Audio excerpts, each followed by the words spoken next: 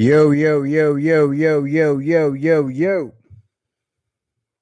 What's going on? What's up? What's up? Rich Piana in the building. What's up, man?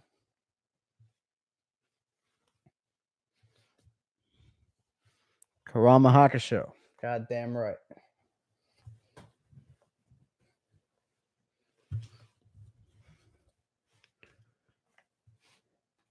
What's going on, everybody? It's getting started tonight. Black Planet. All right. Taking live calls and shit, as always. Fucking same topic as it is every night. What's going on, Samurai Destroyer? What's up? What's up?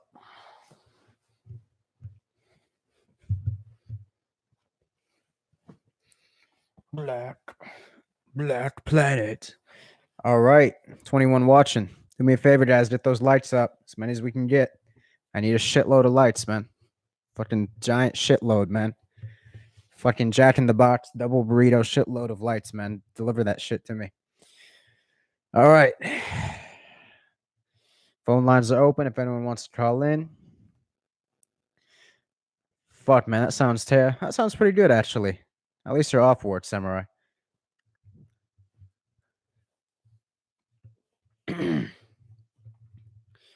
Alrighty. Let's get this bitch started. Let's see. It's a little late tonight, but, fuck it. All right.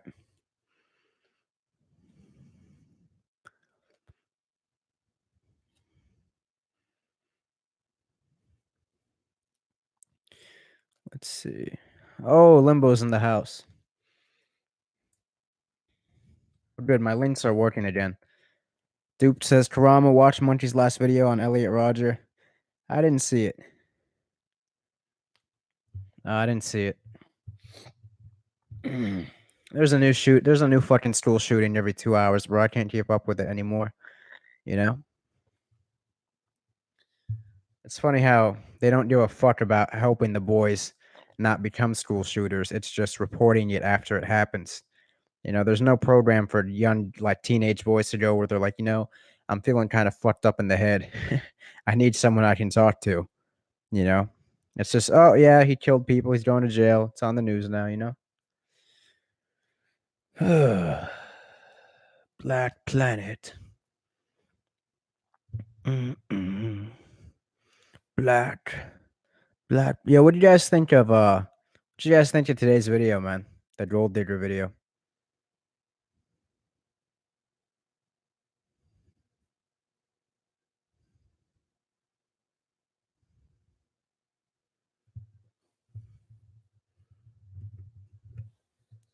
Appreciate that, Wesley.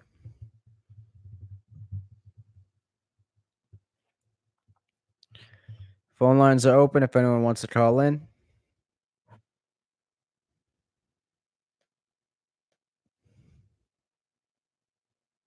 It sure is today's modern women. Appreciate that, Jackies.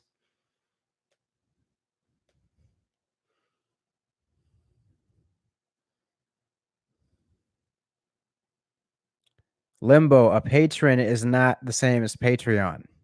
All right. Patrons are people who pledge to me on Patreon. It's a different word. My patrons are not called Patreons. They're called patrons.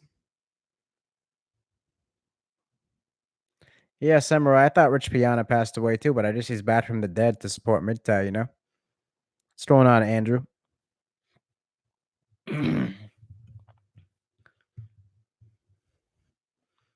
Black Planet. Oh, Salamander. What's up, man? Yo, Salamander, man. We were playing some other shit earlier. What's up, Carlos? Yo, man, it's funny. Every time I post a video, I have one person who dislikes every single video, and I know they couldn't have seen the video. Like, the video will be up for 10 seconds, right? And it's like a 10-minute video, and it already has a dislike. And I'm like, get the fuck out of here,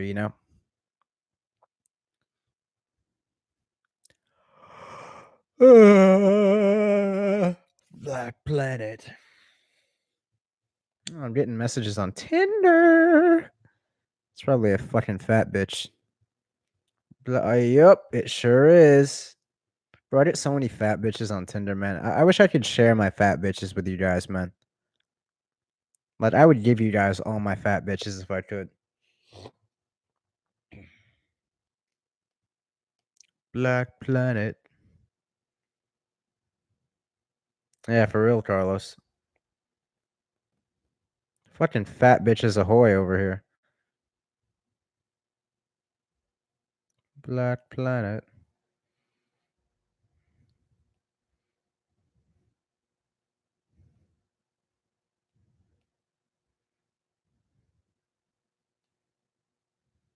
I don't want bitches in my stream. They bring no value. They teach me nothing new. You know? They have nothing that'll make my life better. You guys wonder why I don't let women in the stream, okay? When have you ever talked to a woman and afterwards you're like, you know what? That was really interesting. That's gonna make my life much better. I feel much better after talking to you.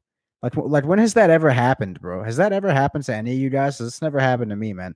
Except like maybe with my mom, who's like the only woman that gives a fuck about me because she has a biological fucking addiction because I'm her kid. I could be the devil and she still loves me just the same. It's not even because I'm a good man, it's just because I'm her son. Like I've sold drugs, I've done crazy shit, and the love is the same. It doesn't even matter what I do, you know? I could be the worst son in the world. It's still the same thing. Like it doesn't change. Um anyways, phone lines are open if anyone wants to call in.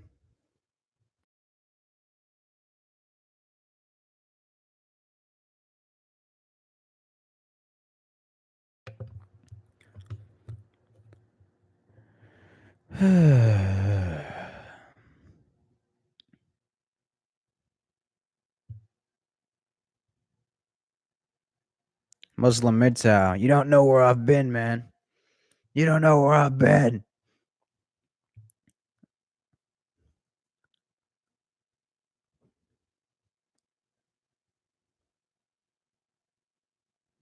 Limbo says, Karama, what's your weakness?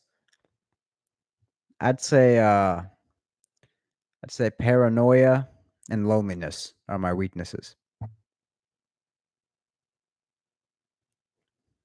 And even though I'm surrounded by people, I couldn't be lonelier.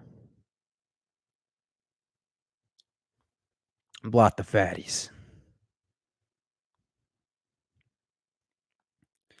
Yeah, Ramadan, Allahu Akbar to you too, Muslim Minta. I'm not gonna lie, I'm not even fasting. Life's hard enough without fasting.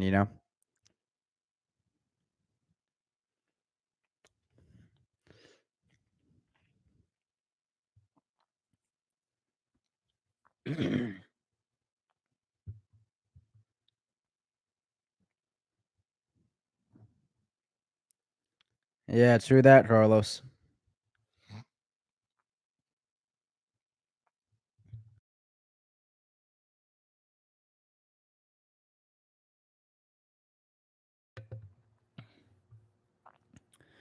Black planet. Black world. Limbo says, "Do I sense the spirit energy out there, or is it just me?" No, Limbo, I sense it too. I'm what you consider an empath, so I can feel the world's pain. I can feel people's pain on a very personal level. It's not just like, "Oh, why are you acting like that?" It's like I can dig into people and feel their fears and their pains. And it's not fun when 99% of people are living tragic lives, because now you're around nothing but negative energy. Um, it's very cold. I get the same feel. Oh, my man Central Air is calling up. I have his number saved in my phone with the name Central Air, so I know it's him when he's calling.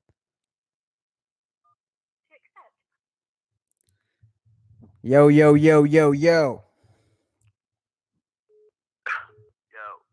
good, baby? What's up? What's up? What's going on? You know, just chilling, doing a live stream and shit. Oh, word. Word. Cabs are here.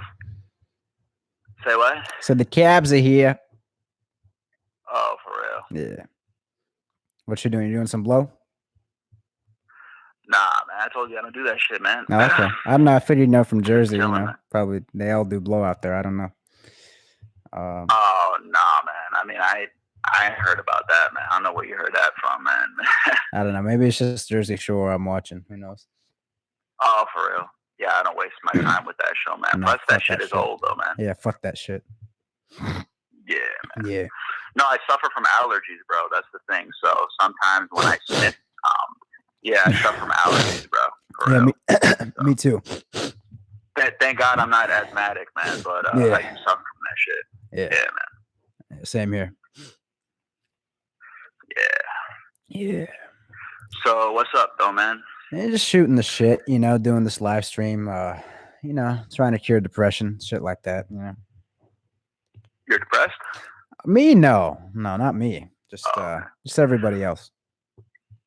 Oh yeah. Did you happen to look at the news today, man? Yeah, I heard there was another school shooting, and then Yeah. tomorrow there will be another one, and the day after there will be another one. Oh yeah. You know? I just figure I would mention it, man. I mean, I didn't know if you wanted to talk on the air about it. Yeah, we could. MGTOW, man. But you know. Yeah, men shooting their own way. No, I'm just kidding. But no, I mean it's becoming so frequent. They're frustrated, man. Yeah, they're frustrated, and that's what it's I was. A frustration problem. Absolutely, and I was just talking about that. I don't know if you were listening. I was saying that. I was listening, but I might have missed that part, though, man. Yeah, I was saying. I was saying how it's funny how there's no outlet for these young guys to speak their mind and have people listen and help them with their problems. So they shoot up a school or something, and then the news just reports it after it happens, and they just go back to not giving a fuck about men's problems. Mm-hmm. You know, right? Like they don't give a fuck while you're suffering your whole life. Then you do some crazy shit, then they report it, and then they just go back to not. They never get to the root cause. Like, why did he do this? What can we do to prevent this in the future? They don't give a fuck. It's just like, yeah, let's just report it when it happens and get some new headlines and you know, back to business. And women's freedom, you know. Yeah. Dude, your voice sounds a little bit different tonight, man. So I was like, am I talking to the same guy? Well, you know, sometimes I get possessed by demons, and they kind of just affect my mood and my my thought process. So, you know, it happens. It's like the movie The Poltergeist, man. Seen that?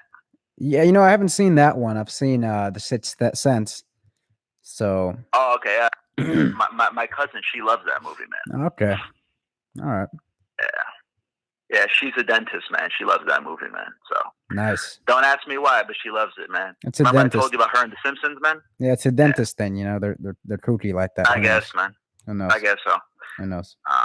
So Poltergeist, man, that's some scary shit, though, man. So you know, you talk about demons and everything, yeah, man, yeah. But you know, yeah, I usually stay away from that shit, man. You know, so sometimes they just come to you, you know, depending on your personality. Oh yeah.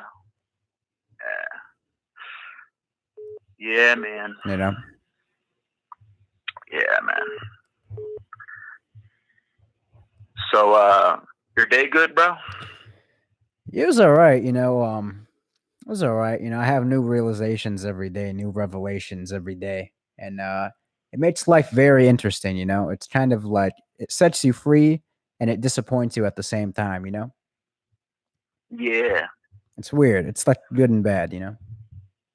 Yeah. Yeah, man. So, anyone called in yet? Yeah, I got a few people called in. I just figured I'd rather talk to you. Oh, okay. Yeah. Cool, man. You know, I'm not in the mood to I'm not in the mood to like answer questions and shit about women tonight. So I figured, you know, me and you would just shoot the shit. You know, we'd do it like Opie and Anthony style, you know? Yeah, the last thing I heard was you talking about you mentioned your mother like a mother's love or something. You were talking about like your mom, you know, is the only woman that will love you unconditionally. Yeah. And I can relate to that, man. Yeah, and the funny thing is, it's not even because I'm a good person. It's just because I'm her kid, so biologically she's attached to me for life. Yeah, You know? Like I could be a serial killer fucking piece of shit, go kill like women and children tomorrow and set a building on fire yeah, and rob a bank, and she'd love me just the same as if I was like a fucking Nobel Prize winning cancer curing, fucking Mother Teresa kind of person, you know? right, right, man. And remember, man, if no one in this world understands you, man, your homeboy Central. I got your back, Absolutely. man. Absolutely. No homo, man. I got your No, back, man. Sometimes when the hot pressures of life are, burning me down, that the cool breeze of that central air support system just, puts me at peace. You know? We all need air, man. Exactly. Sometimes you just need to cool the When fuck life is down, not fair, you have to have some air. Exactly. You just need to cool down, man. You know? And I haven't lost my hair yet. That's good. That's good. Yeah. So Absolutely. yeah.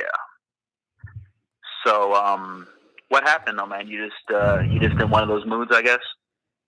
You know, I'm just curious, man. yeah, it's every day, it's funny, man, because every day I find out how powerless we really are more and more. I learn more and more how powerless we really are, being the little guy. And it fascinates me. I'm um I'm not one of these like end of the world prepper kind of people where I'm like storing ramen noodles in my fucking garage waiting for the economy to crash. But I've always been fascinated by like living a fugitive lifestyle and like running away if I had to. And I thought about it Mhm. and I'm like, you know what? Money, you don't even really own your money. Like your bank accounts can be frozen, your money can be taken from you. Like we go to work all day for these paychecks and shit, and you put Mhm. your money in the bank, and that shit can be frozen, that shit can be hacked into, that shit can be stolen. So it's like, I don't know, it just kind of got me thinking like what why are people so obsessed with money when they can lose it so quickly? Shouldn't you be more concerned with like your health? Shouldn't you be more concerned with like keeping good people around you and loving the people around you and Mhm. having a loving supportive family and having loving supportive friends instead of fucking everyone over so you can acquire, fucking currency that can be taken from you at any time. I don't know, it didn't make sense to Yeah, no, me. I completely agree. Yeah. You know what the funny thing is, bro? Yeah. I'm not gonna say that yet yesterday, or yeah, yesterday when we did our show, that I was in the same mood that you are tonight. Yeah. But I will say this: I don't know if you could tell or you couldn't, but I was a little down yesterday. Mm. I will admit that. Maybe it didn't come through I didn't pick up on it. when I was on the air and we were taking those callers, but I was a little bit. I got better while we were doing the show. Mm. But today I'm doing much better, man. So seems like now the tables have turned, and now today it's you. Where Yeah. yesterday, it was me. I mean, Yeah, yeah. although I it wasn't identical like the feelings, but yeah, That's yeah, funny man. how that works. I just figure I would share that with you, man. Yeah, So okay. Alright. yeah. Alright. But it's interesting what you said, and remember, man. I mean, age is just a number. That's all what Yeah. it is. Yeah. Not that I want to put my age out there. But remember, I'm older than you. So Yeah. if there's anything I can do, be because I've already been 22. You know, Yeah. so I've been there already. You know what I mean? So and believe me, it's not easy. And seeing the news. I'm just glad that I graduated high school, back in the day, and I Yeah. graduated college also back in the day. Because I mean, imagine you're in a classroom and uh, you got to worry about about losing your life. Yeah. After I take this test, Oh or while I'm god. taking this test. You know what I mean? So That too. yeah, That too. Um, yeah, but here's the thing. I guess this is why this was so kind of devastating to me today because as MGTOW guys, a lot of us we know we're not gonna find like the woman of our dreams in this country, right? So to distract right, ourselves, a lot of us focus on making money and putting money in the bank and shit like that. But after doing Right. some hard research and really coming to the understanding that I don't even really own my money, you know? My money, my accounts can be frozen, my money can be taken against my will. So it's like, Mhm. okay, I'm not doing the woman thing, right? But now I know that my money can be fucked with too. So it's like, what the fuck do I Right. really have in this country? Right. You know? Right. What do I really fucking have, you know? Because my Right. relationships Right. No, with people I get you, man. my I get you. relationships I with got you. people I know, and I know you get it, but I'm saying it so the people in the Yeah. chat can get it too, right? So Oh, my but even if they don't get it, I get it. So it well, doesn't I'm matter happy if to they hear don't get that. I'm happy to hear that. But it. basically, my relationships with people have been fucked because most guys are blue pill faggots and most women are mind controlled fucking feminists. And Yeah. Right. the resources I acquire, you know, to distract myself Yeah. and to feel like at least I'm doing something with my life can also be taken away from me at the drop of a fucking hat. So it's like, Mhm. what the fuck do I really have in this world? You know, I don't know. It's just kind of like this big epiphany I had today, and I'm like, shit, like, what am I doing Oh all yeah, this for? You know? that those thoughts pass through my mind all the time too, man. You're not the Mm, only one, man. yeah. Sure, sure. Absolutely, no, absolutely. And by the way, on a side note, not that I want to repeat the same spiel as the other day with the hick, but I happened to run by. I happened to run by a comment in the chat. I forgot the username's name, but I know it started with pink, like the color. Yeah, pink And elephant. he had put in there that when me and the hick were having our conversation, that we sounded like two special ed students. So I guess he was kind of comparing me to a special ed student. And I just want to say if that pink elephant was his name. Yes. Yeah, if to him, fuck you. All right. Oh my god. Yeah. But back on topic, man. You know, back to the Yeah, topic. yeah. Let's focus I on just that. wanted to say that really quick. And Yeah, like I I hear said, you. it's not going to be like the other day with the big, huge spiel. I wanted to touch on that briefly. But and that was hilarious. But you know, back to the topic. You know, I'm trying to figure Yeah. out like what the fuck is the answer to this problem. You know, you feel like you can't enjoy the people in your life because they've been poisoned, and now Mm-hmm. you don't even trust that your money will always be there when you need it because, you Yeah. know, let's say you I don't know, let's say you're in a situation where you don't want to go to jail, so you like Right. flee the country or some shit, and then you have your money, you maybe wire it to a bank account overseas, but then maybe your accounts get frozen because, like, you know, fucking U.S. reaches out. You never know. The point is, like, everything is so fragile in this life, and I don't know. We go out and we chase these things and we try to hoard things, but it's like, what the fuck do we really have at the end of the day? You know? Mm-hmm. I don't know. And it's like, yeah. It is interesting. Yes. Hmm. It's tough, man. But you mentioned the fugitive a lot. You Yeah. okay, B? Yeah, I just You're right. I take a lot of risks, you know, I'm not gonna lie. Okay. You want to share some of that? I mean, or you want to talk to me about it off the air or something? It's really irrelevant, you know. Okay. It's just stuff that Listen, uh, the door to my office is always open, man. absolutely, absolutely. But there's some things that are better to discuss off the air opposed That's to on true. the air. That's true, and that can be done as well. Yeah. But the thing is, a lot of you guys. Because I worry about you, dude. I understand. I worry about people that I care about. I You know what I understand. mean? And the That's the thing way is, I am man. as a human being. The thing is, A gift and a curse. the thing is, a lot of you guys are taking risks just as big as me. You just don't know it. So the only difference is I Well, there's prepare. risks and there's risks. So Yeah, yeah, yeah. Um, but if it's just the obvious, then it's just the obvious. Yeah. So as long as you're okay, you know what I mean? Yeah, yeah, So, absolutely, absolutely. yeah. But yeah, it's definitely tough. Yeah. I mean, when you open your eyes out there, you can see. You know what I Right. mean? So I guess it just requires like a lot of patience. And I'll be honest with you, B, I'm not the most patientest person in the world. You know what I mean? So, yeah, my problem is my patience. And unfortunately, in 2018, you need a lot of patience.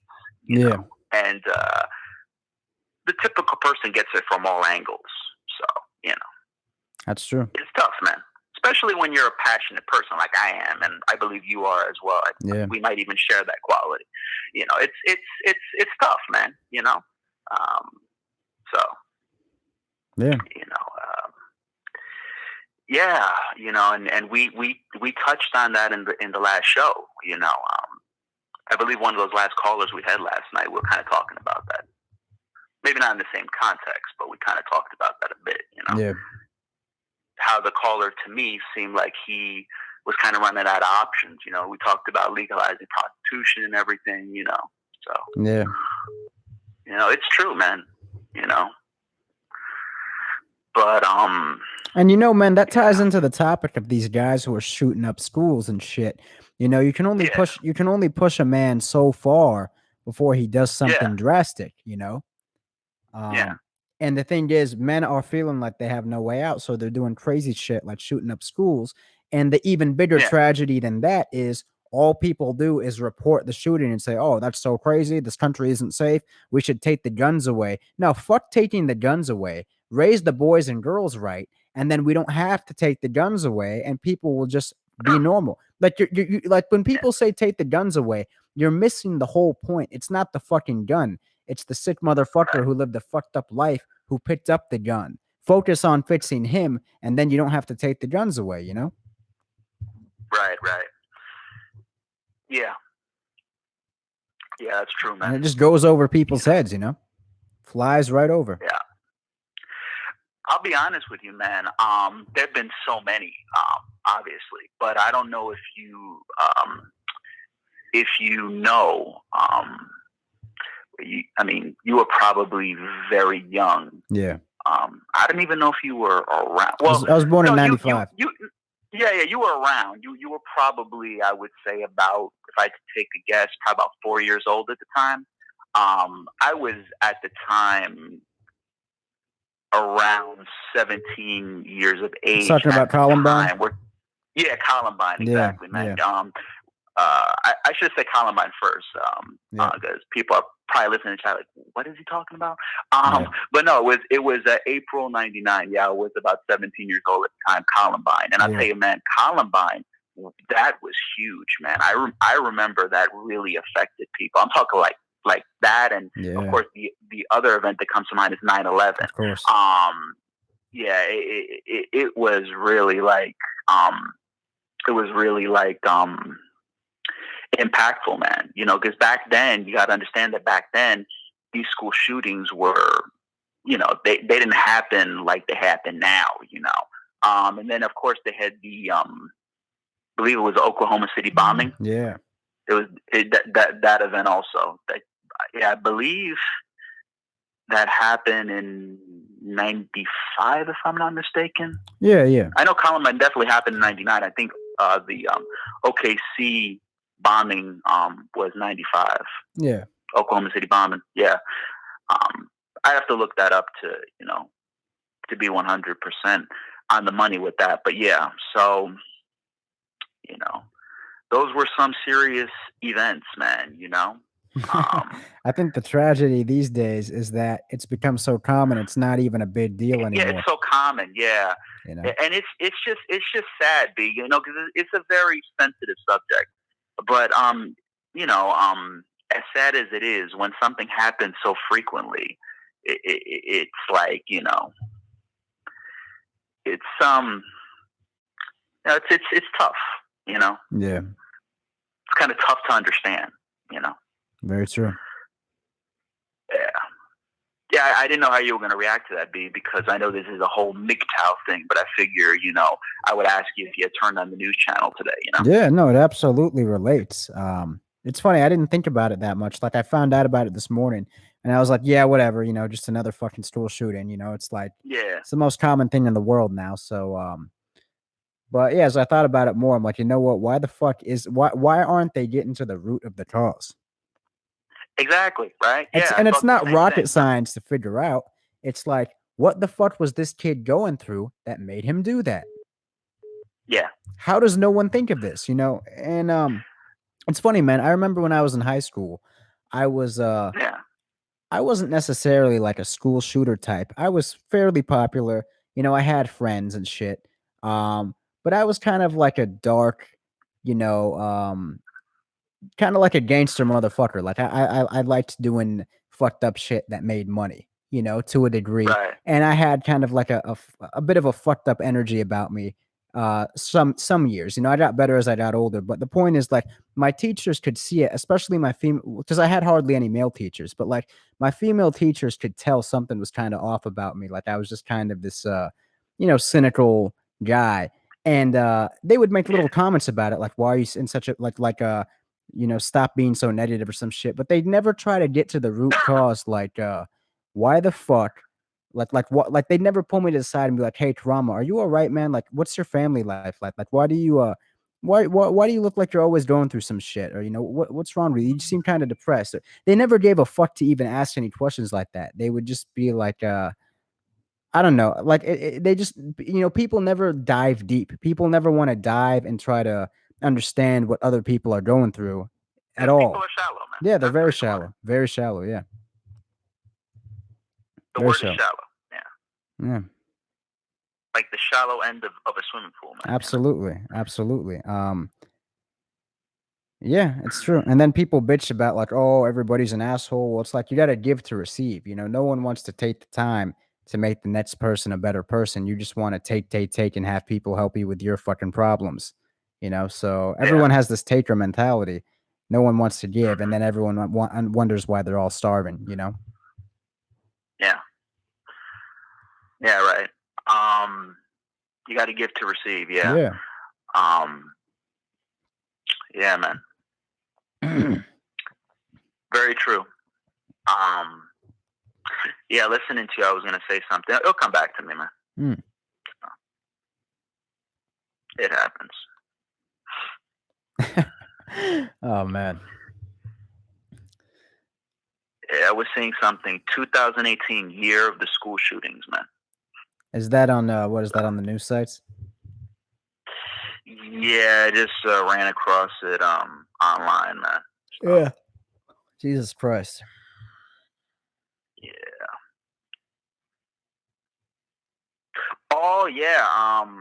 The shooter, man, 17 years old, man, threw his whole life down the Crazy. toilet, man. Crazy. Crazy. Yeah. You gotta wonder though, what kind of life was he living? What kind of shit was he dealing with? Yeah. I'm sure the reports will come out eventually, you know. It's So funny, a lot of these kids come from single mother households too, right? Like, wasn't the Parkland shooting? He had a single mom or some shit. yeah. But you too, and you turned out pretty good.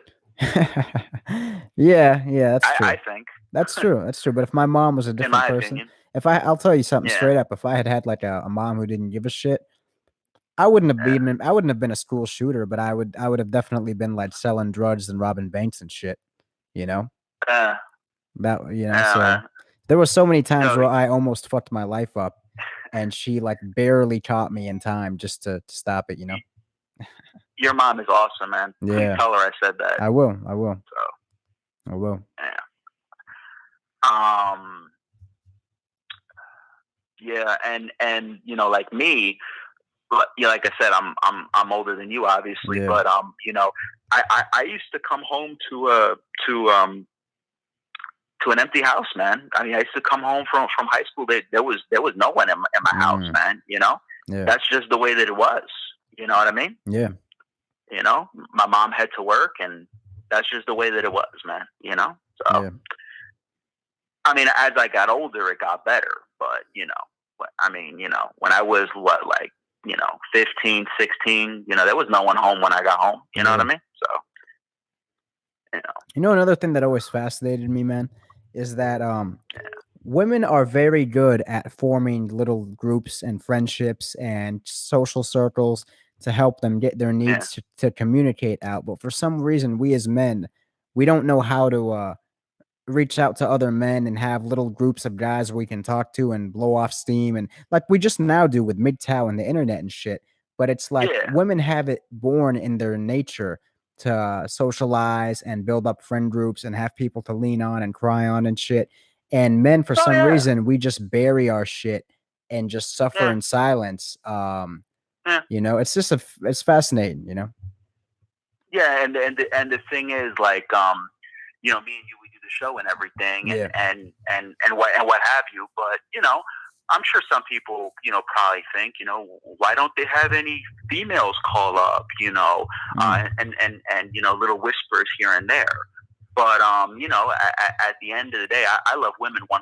Let me just say that. Like I said, I believe it was the other day. I don't swing like that, so you know, but yeah, I mean, like you know,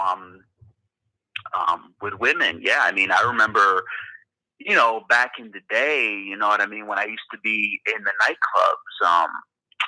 I think I referred to that last night. You know, I used to see girls dancing with girls, man. Yeah. You know, even when I was in high school, man, the girls would be dancing with the girls. Yeah, man. Like, you know, they you know, like, you know, they were girlfriends or whatever, and they would be, you know, in the corner dancing with each other, man. And then, you know, we never thought anything about it, man. And I mean, if anything, you know, ask any guy, you know, hey, you know, you know, you like lesbians? Yeah, sure, man. You know, you know, Yeah. you know, the two lesbians, they're gonna make out soon. You know, I mean, you know, honestly, man, you know, we as men, you know, we like that, man. Yeah, but know? what I'm trying to say is, how come men? Right. So they get a free pass, is what I'm trying to say. But you know, if guys want to be homeboys, you know, we you know, we want to hang out with the boys and everything. Everyone has something to say. You know what I mean? Yeah, yeah, exactly.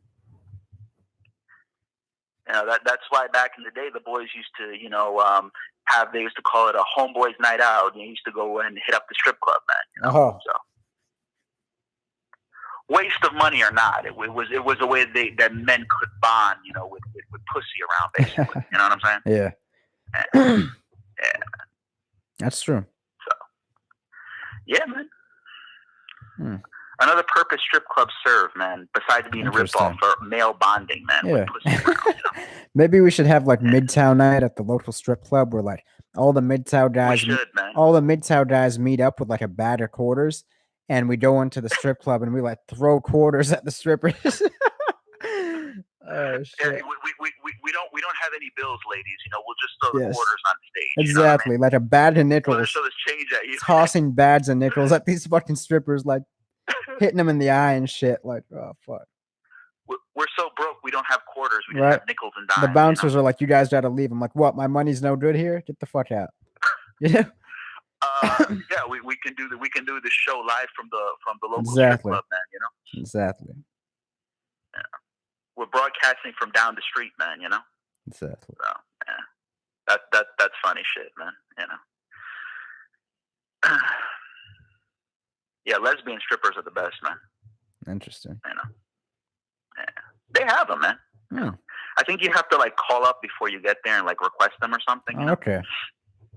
Yeah. Interesting. You just talk to the douchebag that answers the phone. You know. Yeah. Absolutely. Yeah, man. So, yeah. You know, if anyone wants to call in now with some Midtown questions, you can go ahead, and me and my man Central Air here are going to tag team and answer your questions. You ever notice, homeboy, that the problem is the double standard in this fucking country, man? As far double standard for everything, man. Every fucking thing. Pretty much. You know what I mean? Pretty much. This is like the land of confusion and the land of everything is a hassle, man. You know? Yeah. One sec. Let me add this guy in.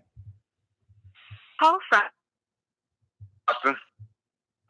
To accept, press. Caller, you're on the air. Hello? Yeah, what's up, man? Oh, hey, man, it's Wolf of Wall Street. Oh, what's going on? I got some kind of shocking news. Lay it on I us. just quit my job today. Holy shit, my man. Well, you know, it's just like, it's not quite as good as you'd think. I haven't quite got out of the rat race yet. The thing was, it's just like, I was putting up with so much crap at my job, and it just kept going on and on and on, and like, you're like, you know, just keep your head down and keep doing your job, and eventually, you know, you have enough investments to quit. But you know, I just took so much crap. And then today, my boss was screaming and yelling at me and cussing me out. And I just told him, I'm like, you know what, fuck it, and I just walked out. Right. That's so, what's up. my question is, you said, you know, you've dealt with financial issues in the past. The thing is with me, I mean, yes, I have stock shares in Bitcoin, but they're very illiquid. Like, I can't take them out. I'm in a lot of trades right now, so I can't just liquidate them. So how did you deal with, you know, just job hunting and, you know, dealing with what? I'll let my man Central Air answer can this I just one. ask you, bro, do you have us on speakerphone, man? I switched it off. Is that better? No, he's just a little. He's just. Yeah. Don't worry about it. It was very, very loud. Don't worry. It's all good. Is that good or what? No offense, man. No. It's all right. Don't worry about it. You're fine, man. But my man is a little older than me, so he has more experience with hunting for jobs. So I'll let him answer this one. Oh man, yeah, you know, job hunting is tough, man. You know, especially now. Let me ask you something. Are you on LinkedIn by any chance? No. Do you know what LinkedIn is? Have you heard of it? It's like Skype or something like that, or what? No. LinkedIn is kind of like Facebook, but for professionals, man. Basically. I don't know anything either. I know, like, I mean, I'm into like E-Trade and stuff like that, but I don't really know what LinkedIn. I've never tried that. Well, that's what I'm saying. With LinkedIn, man, I'm on LinkedIn. So basically, if you create like a LinkedIn account, a LinkedIn page, instead of like with Facebook where you talk to like, you know, immature people that can't help you, if you got you know, a LinkedIn account, which, like I said, LinkedIn is basically Facebook for professionals. It's basically just like for professionals. So you can talk to, you know, CEOs. You can talk to like you know, headhunters out there, people who can actually help you instead of talking to, you know, immature people on bullshit. You know what I mean? And, I got you. And you can post your resume on there, you know, and they might be able to help you, man. You know what I mean? Yeah. And let's say there's a headhunter and he, you know, he contacts you. You know, you can add him, and then, you know, you guys can you know, be friends or whatever. And you know, maybe he can help you. He can you know, he can help you out. You can network, man. So you know, that could work. But yeah, it's tough out there, man. It really has to do with it has to do with it has to do with you know, like what kind of professional you are, like you know, what you got your college degree in, stuff like that. And then it's definitely you know, I've dropped out in the past and it was a total pain. It was like, I mean, typically I would set up a job before I quit, but this was just I had to get out of there. So yeah, that's another reason why. It's not so much. It's not what. Yeah. I said you did what you had to do, so don't worry. Yeah. I'm just saying, like, it's not so much like just actually doing the job; it's just hunting for that crap. That's why I hate it. That's why I'm trying to get out of this nightmare as fast as possible. I mean, it really sucks too because I was doing good for a while. I mean, I was buying up crypto every month and building up my account, and now I'm back into this boat again. Yeah. But I did want to comment on one thing. I got you. I do want to comment on one thing. Like in Karma's last video, was it like she played herself? Yes. Yeah, I watched that video. I disagree with something in there. Karma's like, you say like women spend 85% of the money. They spend 85%. They do 85% of the consumer spending, which boosts the economy. I think that's a too positive way to look at it. Because it's actually hurting the economy long term. It's like, oh, women spend, but it helps the economy. Actually, not really. because obviously we men, we save and we invest. We save, we invest, and we create jobs. That's true. Women, they spend money on just like, they spend all the money, and that doesn't create jobs. It's just consumer spending. Here's the thing. And eventually, with no savings and no investment, long term, the economy is going to decline. I mean, look at Africa. Those people are literally dying to consume. So if all everyone does is consume on credit cards, and no one ever invests and builds anything, then the economy is going to go to shit. Yeah, I never said it So helps the short term, economy. yes, a bunch of women spending all their money is good for the economy, but long term, they're not pumping money into the economy; they're actually hurting it. That's very true. But the people, here's the thing, and I don't believe I said it helps the economy in a long-term sense. I think this Western society is headed for destruction. I think the people who run Yeah. the West are cashing out on it. And I think by them just creating these laws that give women the power, it's just kind of cashing out on men's money before the ship sinks. Here's the Yeah. thing.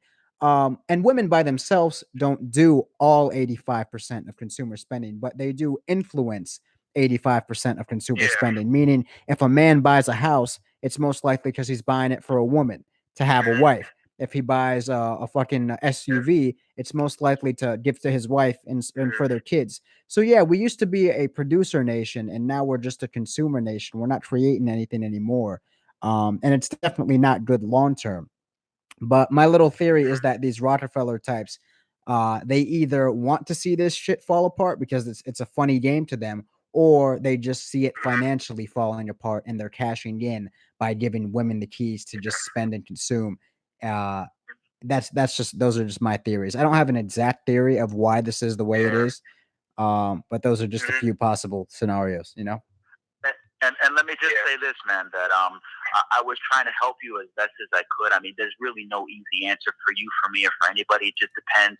Like I said, what did you go to Yeah. college for? You know, what understand, market yeah. are you in? You know what I mean? You have to network. Networking is very important, in my opinion. Get your resume out there. Yeah. For you, I would recommend a headhunter. You know, there's headhunters out there. They'll help you.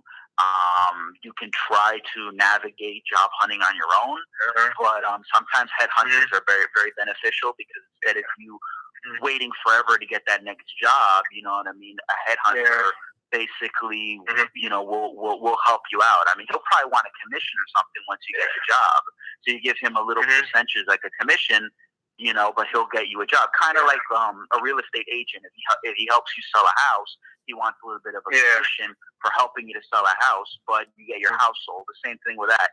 You give him a little bit of a commission, and he helps you, you know, to get a job. And yeah, as far as what I had told you, man, I'm trying to help you as best as I can. But if you want like an easy answer, I ain't got one for you, bro. It also depends on your experience, man. What's on your resume, bro?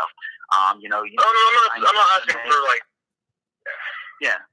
No, but Yeah, I'm not like. for job hunting advice, right? Am I understanding that? Well, yeah, but I'm not asking for like the magic answer. I didn't say like give me the secret. I don't. You know, just something general. I don't really. I know. No, I know. I know, dude. I know you don't want the magic answer, but I'm just letting you know that, you know, I'm you as a caller. I'm trying to help you. That's the whole idea. And if I can't help you, I don't feel good either giving you bad advice, giving you crappy advice, or giving you kind of a confusing answer. You know what I'm saying? Yeah. I want when you hang up and calling up that I was able to try to help you, because otherwise you're wasting your time calling up here because you're not getting the answer you want. You know what I mean? If you just want to shoot the shit, it's up to you. You know what I mean? Oh my god. I got you. So, I got it. So, go on the link. Gotcha. So, you're saying that going on LinkedIn and headhunting would be something to look into. Gotcha. Also, so I don't quite have enough side hustle money to support myself. I'm getting there, but I have a bit of an awkward situation. So I was trying to I was making some connections. I was talking to this lady, and she, we're trying to do some business deals together and everything. But she's kind of into me, sexually, and I don't really feel the same way. How do I just friend zone her? I can't just ignore her because I need to do business with her. All right, I'll So answer I this just one. stop answering her calls. All right, so is this a woman you work with in the office, or what exactly? No, we she has some connections, and I just wanted to get in on that. So you just want the connections, but she likes you and you don't like her. Yeah, but she can also help me with doing this business too. She can also assist me in it. She's willing Just to be do that, friendly so. with her. Just be friendly, be positive. Don't be flirtatious back. Try to keep things as. Well, no, that's the problem. You know the whole RSD thing? I've been brainwashed by it. Like I'm doing these things. It's just like I'm programmed to do it. Like I'm programmed to flirt with women. I just catch myself doing this stuff, and I'm like, what am I doing? Yeah, that OSD shit is like fucking mind control. Well, I mean, like when you do these like routines so much, it just come out naturally. And I'm just doing all this junk, and I'm like, oh crap, I shouldn't have done that. And too late now. That's a whole yeah. I used to have that problem too, actually. Yeah. I mean, if you're not attracted to her, then just keep it fucking professional. Just be nice, but just go for what you want. Don't flirt with her if you don't want her. And if it helps to stop watching RSD shit, then stop watching RSD. I'm getting out of that. It's stuck there. Let me ask you something. How did the RSD stuff work for you? Did it get you results? Yeah, it did give me it got me results, but it just took a lot of time. That's kind of why I got out of it. It's like, I'm just going to this stupid mall. I'm going to places I hate. I hate going to the mall. I hate clothes. I hate all that crap. Yeah. Clothing stores and that garbage. I hate it. I'm spending time in places I don't care about. Like, what am I doing with my time? Yeah, exactly. It's exactly. just such a time stuck. Very true. I had the same experience. That was funny that you said that. Yeah. But yeah, as far as this chick, man, just be like professional, keep your distance, and just whenever you need to use her for something, use her for something. But that's it. Keep it very business related. Yeah. It's just, she's kind of like blurring the lines a little bit, and kind of, I can't really just say no. And I can actually, here's what it gets worse, because she was, I talked with her for a while. I met her our first meeting, and then I met her again a week later, and she was talking with someone else. I'm like, oh crap, maybe she's gonna make the deal with them. So I flirted with her just to kind of get her back on my side. I'm like, well, maybe if I just attract her a little bit, she'll stay with me. And now I got this mess in my hands. So you want her all for yourself anyway? No, I'm saying because she was considering going with another person, so I manipulated her and hit on her, and so she would just go with me and do this deal with me. Why? Okay, so she could do the deal with you? Yeah, business deal, not sex or anything. All right. Like, so did you do the deal already? She'll go with me. I kind of like pull like, hey, you're kind of attracted to me. Go with me. So did you do the deal already? I did that and... What? Did you do the deal already? No, it's an ongoing process. How long is it going to take? Like maybe 3 months. Okay, and is it a really big deal? Is it like the biggest deal? Do you really need this? It's not super huge, but I kind of want to break into the space, and I like to get into something besides doing stock shares and. All right, well, here's the thing. If you really want it, then I guess keep manipulating her for a few more months and then cut her off. If you don't want it and your peace and happiness is more important than the deal, then cut her off now. Yeah, I don't know. I just lost my job, so I guess I do need this deal. Or I quit my job at least, so yeah, I guess I do need it. But it's kind of. Well, then you just have to grind through it, man. I just kind of cringe. You kind of put yourself in this situation. I just kind of cringe. I'm just like, I'm not into this girl. I know, but you're already knee deep in it. Wrong, like, I said you're already knee deep in it, so fuck it. You might as well, go all the way and go for the home run if you're already halfway there. Yeah, I mean, it's not like the thing that really sucks is like we click personality wise. Like we can talk for hours. She's really chill. But she doesn't get me hard. I mean, she just isn't attractive. All right, so now that you confirmed that, All right, but here's the thing. Now that you've confirmed that, it doesn't matter why she's not attractive. None of that shit matters. Now that you've confirmed you're not into her, but you still need her for this business deal, stay on the mission Yeah. and don't fuck it up until you accomplish the mission. You're on a mission now. It's not about Yeah. anything else, you know? Yeah. And that's really it. Just kind of. It's like robbing a bank, bro. Yeah, You already walked into a bank and pulled your pistol out and pointed it at the fucking clerk's face. You've got to finish the job now. I've already. You've got to finish the fucking job now. So fuck it. Might as well get something out I'm of just it. Right? saying, like, the problem is though, it can be very damaging to me if, let's say, I do this deal, like, when I finish the deal. If I piss her off after this deal, it could burn some bridges. That's for sure. So do you regret even being friendly in the first place? I don't know at this point. If this deal works, then YOLO. But if it doesn't, I don't know. So RSD kind of fucked you there. Yeah. I'd just be cool with her. I'd just be cool with her for as long as you can. You know, keep the money coming in, keep her at arm's length at the same time. Be friendly, but not flirtatious. You know, never let her into a situation where she can try to make a move on you sexually. Always be friendly, but never give her the opening she's looking for. And then that's it, man. You know, do it the way women do it. They cock tease guys till the end of time and milk them for all their fucking money. You know, so Yeah, exactly. you know, fuck it. Well, so it gets worse. It gets even worse because my friend saw me talking to her for quite some time, and so now they're in on it, and they're kind of like encouraging her, like, oh, he's into you, and they're kind of egging her on. So why are they doing my that? friends are trying to set us up. Why are they doing that? That's even more pressure. Why is that happening? It's just because all my friends just kind of, I don't know, they just want us to go out, I guess. They're kind of, like, my Do they know you're not attracted to I her? met her through friends, so we're all kind of one big circle. So they kind of want to, like, play matchmaker essentially. Do your friends know that you're not into her? Some of them do. So what kind of friends are these then? Oh, just friends I hang out with. No, I'm saying, what kind of friends are these that would know you're not into a woman and still try to push you to be with her?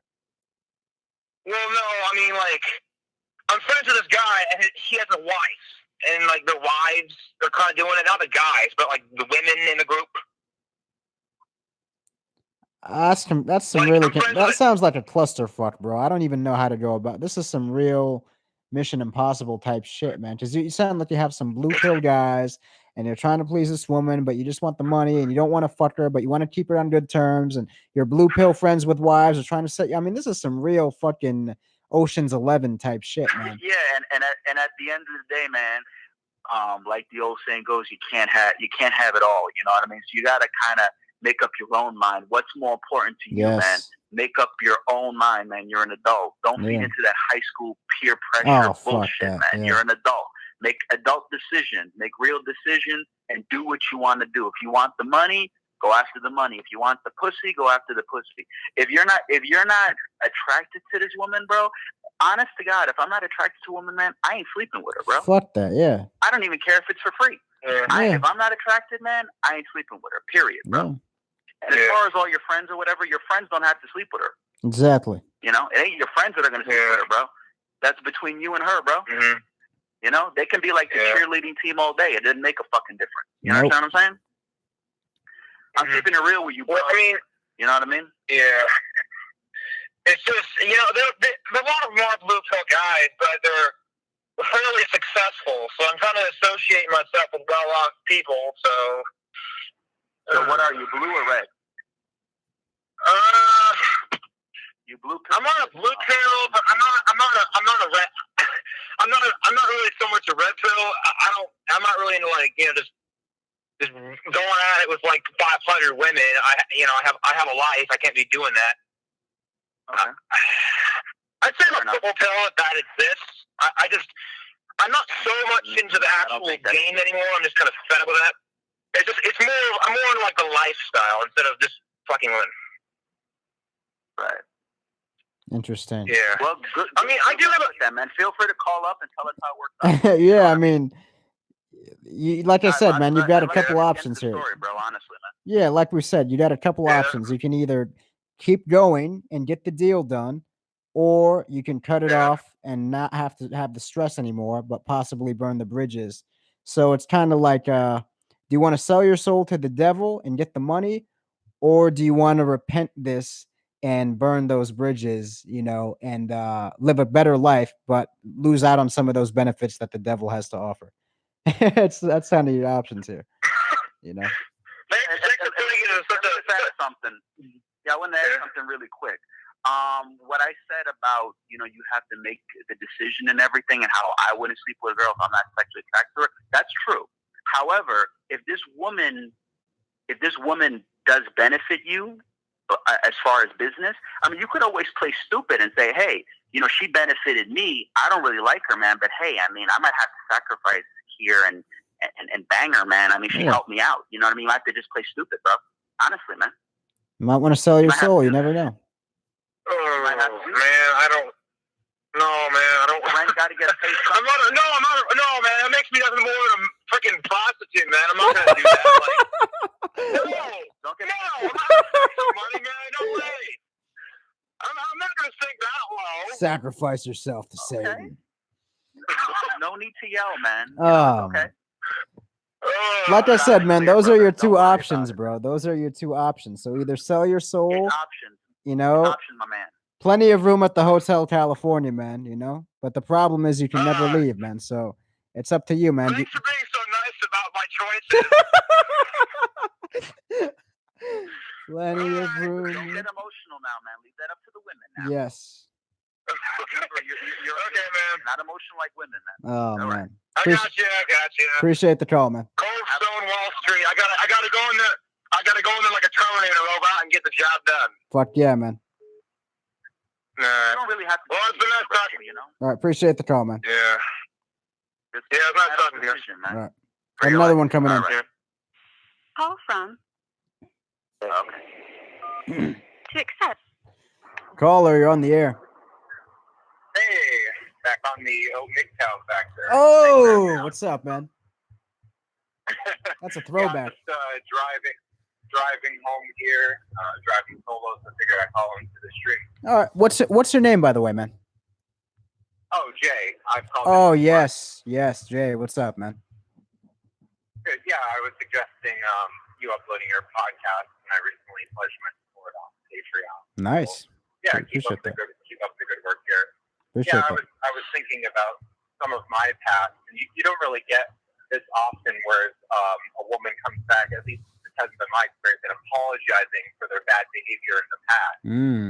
But I had this happen recently, and I was thinking about it, where there was this woman a while back in my more blue pill days who reached out to me through a friend, and long story short, there was a hookup that she said was a relationship, but then she was very hot and cold about it, and eventually she threw me an ultimatum of I'm looking for someone to move in with me and take care of my kids, single mom. Right? And I said no, and then all of a sudden her support dwindled, and she wasn't going places with me, wasn't traveling, this and that. So some time passes by as I eventually disengaged from that, and she said, hey, I'm sorry for what I did, and it was more of a rebound relationship, and I don't think it was really right that I wasn't honest with you.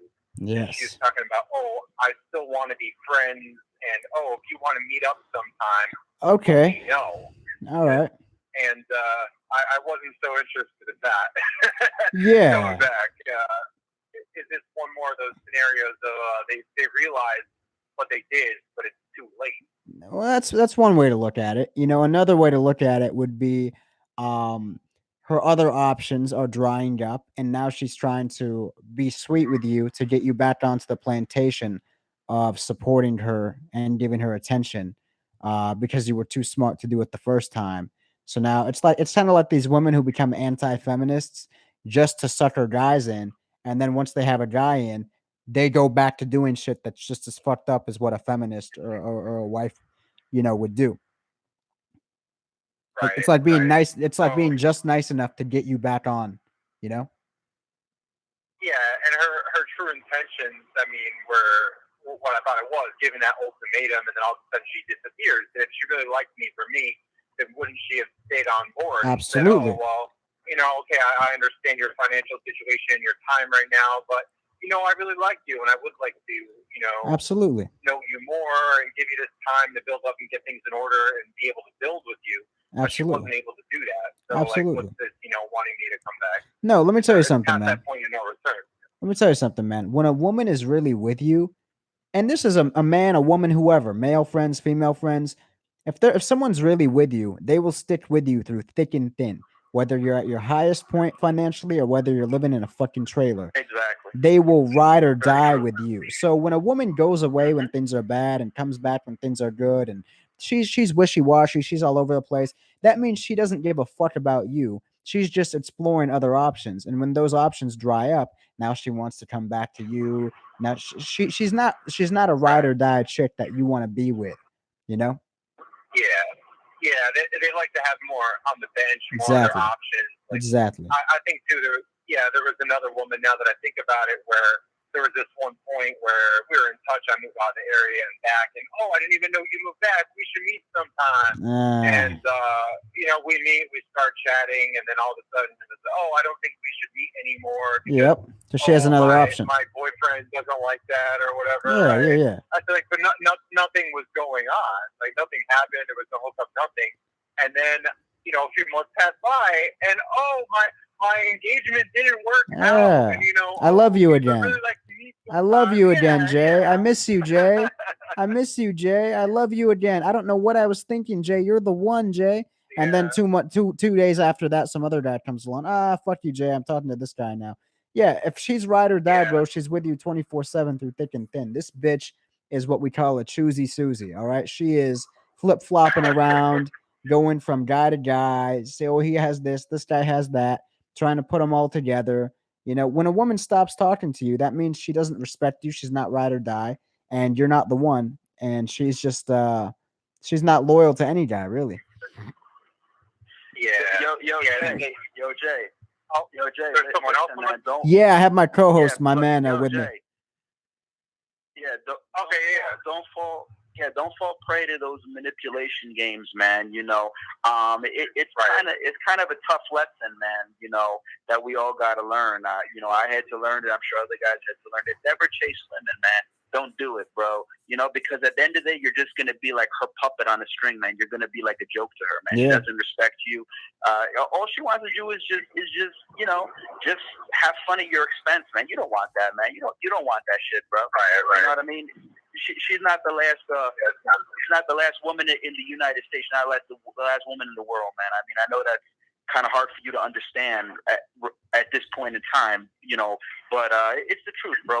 I mean, and what I mean by that is we all feel like that as men. Like I've been there, I'm sure other guys have been there, where she was so beautiful or whatever, you know what I mean?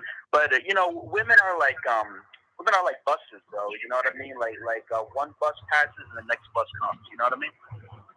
Right. And at this point, I'm further removed from the situation and have more of the mixed-down red cell knowledge, so I know not to get involved in these situations. But I mean, generally speaking, bro. Yeah. Oh yeah, it happens so many times where they come back and then things haven't worked out with the previous situation, and then they want to be all friendly and say hi, and they might be sincere in that, but how can you really know, right? You have a lot of indications otherwise that it's just a very situational thing for them. That if she still stay around, she'd still be with him, or they just want the other option, they want the novelty, or and one thing, they've run out of those other things. Yeah. One thing I really want to burn into your brain, Jay. I want you to remember this shit forever, okay? When a woman really loves you for you, and she's ride or die, and she's your woman, she's not gonna play games with you like this. She's not gonna disappear for a few weeks, come back.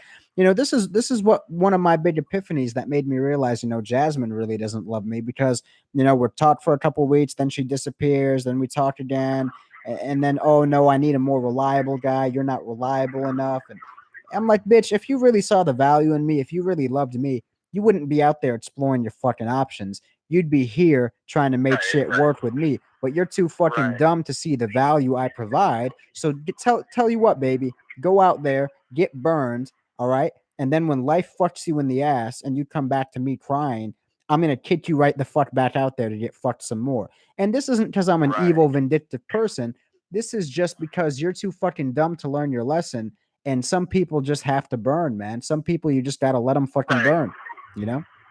And we gave them that chance. So many They didn't want to chances. take it. They had that So many. opportunity. Yeah.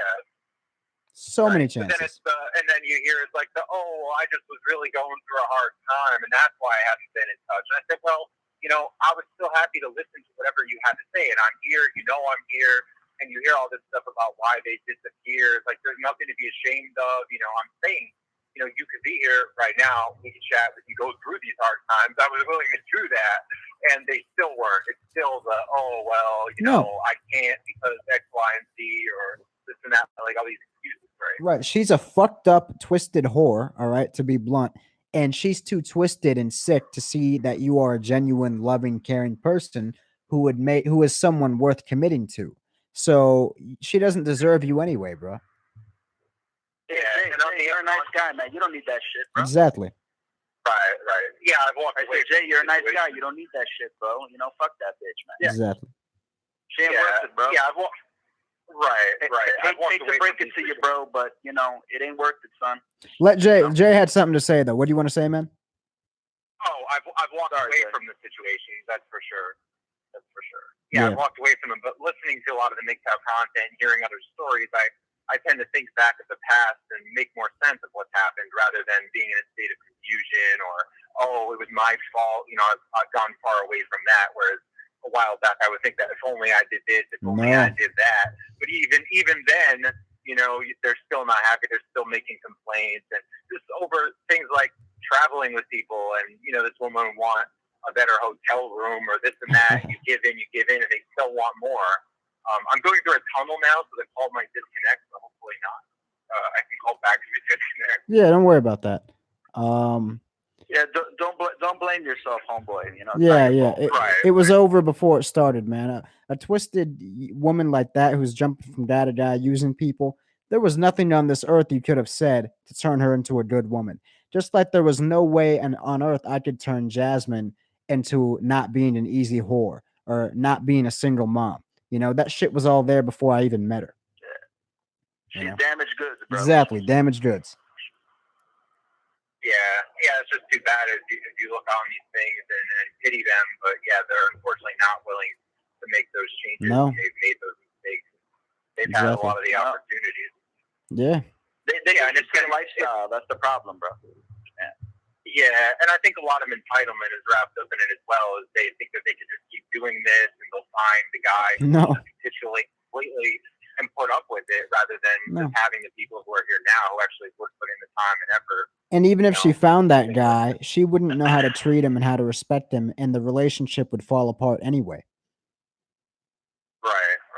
Or the guy just stays in it. You get all of these guys, they've been in relationships for years, but they hate it. You hear all this stuff of the unhappy marriages. Yeah. They're just like roommates living together, that they stay in it. That's not a situation I want to be. Like a home that I can't even go to and do my own thing and have my own space. Exactly. Being berated like my grandparents, they hated each other. I mean, they would just be shit talking each other all the time and talking like the other one's not even around and just making these comments about the dumbest of things. Like that's a bad position to be in. You talk about the marriage statistics and what's the percentage of success after like 10 years is 6%, and that doesn't even include the unhappy marriages, the sexless marriages, whatever else that people are looking for. That's just not there anymore. Very true. Like what are the chances here? Yeah, and with these women I've talked about before who, are going around disappearing, in and out. And it's been me where like, okay, I know you have this current situation, but I'm still willing to be here, still willing to work with that because I saw the potential there. I'd be willing to do that, but they weren't the ones. Yeah, and here's the thing, man. Women show you who they are really fast. So if she was never willing to work with you in the beginning, she's not going to be willing to work with you later. She just comes and goes at her own convenience. She's telling you everything you need to know. I understand you, and I'm the same way, bro. I fall victim for that. I love to see the good in people, and I love to ignore the bad because the good is just so much better to think about. But you have to force yourself to remember the bad every time you remember the good, because the bad is there. It's very true. It's very valid. and it's always going to be Yeah, there. to see the whole picture. Exactly. Yeah.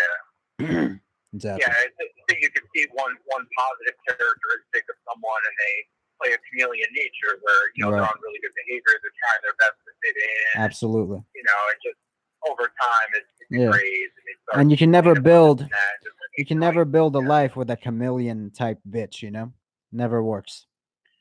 Yeah, No, yeah, and and another thing I wanted to say was, basically, I'm listening and whatnot, and the thing too is, you know, your respect, man. To me, respect is everything, man. So your respect is not worth a woman in a skirt, man. You know what I Pretty mean? much. Because you know you've built up your life over all these years of existence, man, and you don't want all your hard work to go down the toilet, man. You know what I mean? Your respect and your dignity is far more important, man. You know, and that's very hard to understand. You know, but it's not worth the love of a woman, man. And The fake you know, love of a woman. I mean, if it's love for real, maybe. But if it's just that, nah, man. Exactly. Yeah, it's at a point now where you've been driving home, like, okay, I can chat with some of my male friends, I can talk to your, you know, really any friends that are up at this time, not too many, but some. Or, you know, go home and, oh, what can I do tomorrow? I can read, I can go to the gym, I can do my own thing, I can catch up on stuff.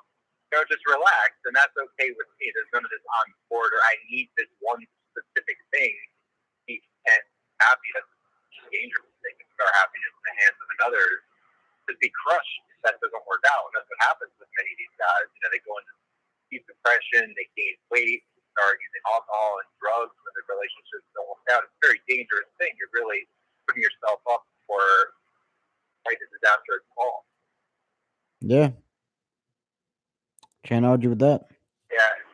Yeah, I guess more of the blue pill mindset is, oh, well, I'm just going to go with it, see what happens, and they, you know, oh, she'll be fine, like, oh, it'll be all right, and I heard from one, it was, well, it's just like a numbers game. You just have to keep trying, and eventually you'll find the right one. No. Which seems to be a really bad plan. That's just for sex. Going into, That whole numbers game, Yeah. that's just for pumping and dumping. In this country, bro, finding the one is like finding a desert in an oasis. Yeah, and even they tell me about some of these red flags and, you know, what they see and some of these really small things, even on dates, about, oh, well, you know, she wanted to talk for like an hour or two on the phone before meeting, and then she had to go to this specific restaurant and do this. Like, you have to go through all these hoops. No, you're getting played, man. You're making fun of like the RSD guys. You're getting like, played. If she's really interested, you know, that's not going to matter. You No, won't need it's to not. dole out the money. You won't need to. Yeah, I True. don't play that shit, bro. Nah. Yeah. Never do that shit, man. Never do. And you know deep That's just down a the waste truth, of time, man. You, Jay, you know the truth deep down. I can feel it. I can feel it in you that you know deep down who this woman is and you know what you have to do. It's just for whatever reason, a small part of you is holding on to the fantasy that just maybe she's not as bad as I think she is. And I know that because I still catch myself doing that with Jasmine sometimes. Jasmine has proven to me time and time again that she is a dirty fucking whore, and parts of me still has dreams about her and still has these fantasies of us having a happy life together. I had a fucking dream about Jasmine last night, man, and I woke up from the dream and I'm like, why the hell am I putting this girl on a pedestal in my dreams when I know deep down in Right. real life she's a complete fucking whore? She's proven it to me time after time. But you just have to keep reminding yourself of who they really are and not let them extort you, you know? And that's really all you can do. Yeah, it takes courage to walk away from Yeah. it. Like you said, see that bigger picture of things and not just a simple hope and dream that it might go differently this time because we've seen all the evidence from the past. And what are the chances that it's going to change again? And then the time we're going to put into that, the ups and downs, it's probably going to be a lot of the same going back into it. So yeah, just going our own way and just finding meaning in new things, just keeping ourselves occupied differently. Not worth your time, bro. No. Bottom line, man. Yeah, it's a different way to go. So good. And yeah, a lot of people are coming with this and they're saying like, yeah, I just want to walk away. It's just not worth it. And that's really reassuring to hear. Even some friends even talking about, oh, I'm even considering buying a sex doll. I don't even want to deal with it anymore. Like that's how it's gotten. They don't even want to go on dates. I said, I don't blame you. Like, you're ashamed of it. I said, no. if I were really that interested, I'd go buy one myself. I said that wouldn't even be a problem. I wouldn't have to deal with all the drama. I wouldn't have to deal with the negativity and the hunting and searching and all the time spent and all the courting and all that. I'm not very sexually motivated personally, but there's some guys out there who are and want that release now. Maybe that's a good choice for them. Right. Right. That's how it is. And like you said, maybe Tinder and all these hookup things have just really killed it, and just this meaningless thing that it creates. That these guys and the women too are just going around just having sex with everyone. It doesn't really matter. It's all casual stuff, and there's not much building there. There's not much going on. There's not as much seriousness that goes with it, and a lot of the emotions just going from person to person. You have those close interactions, and they're just going to transfer from person to person. You have that attachment. After being with so many people, it's going to be difficult to try to form a strong bond with someone else. That's the truth, man. Especially on women's part, especially on their end. Yeah. Yeah, good. Who else is in the call? Oh, it's my man. My co-host. I'm testing out. His name is Central Air. He's we've been talking back and forth. He called in. I figured I'd test out the whole co-host thing on the live stream, see how it goes, see how people like it. Just doing some field testing. Seeing how this works. Yeah. Mama Karama was a good co-host as well. Appreciate that. Appreciate that. I didn't know you heard that stream. Yeah, is it that feminist air conditioning that's going on there? Is that My man Central Air, he got that nickname. We were just it's a kind of an inside joke. Yeah. But yeah. That's feminine, Jay. Yeah. Yeah, it was good to hear from Mama Karama too, saying that she gets it. She understands MGTOW. She's a very nice lady, man. By the way, do you guys want more? Do you guys want more of her in the live streams as well? Do you want more of her input? Because I didn't want to make this channel too feminine. I was kind of worried if I bring my mom on too much, people would be like, "Bro, you're invading the male space." So I don't know. What do you guys think in the chat?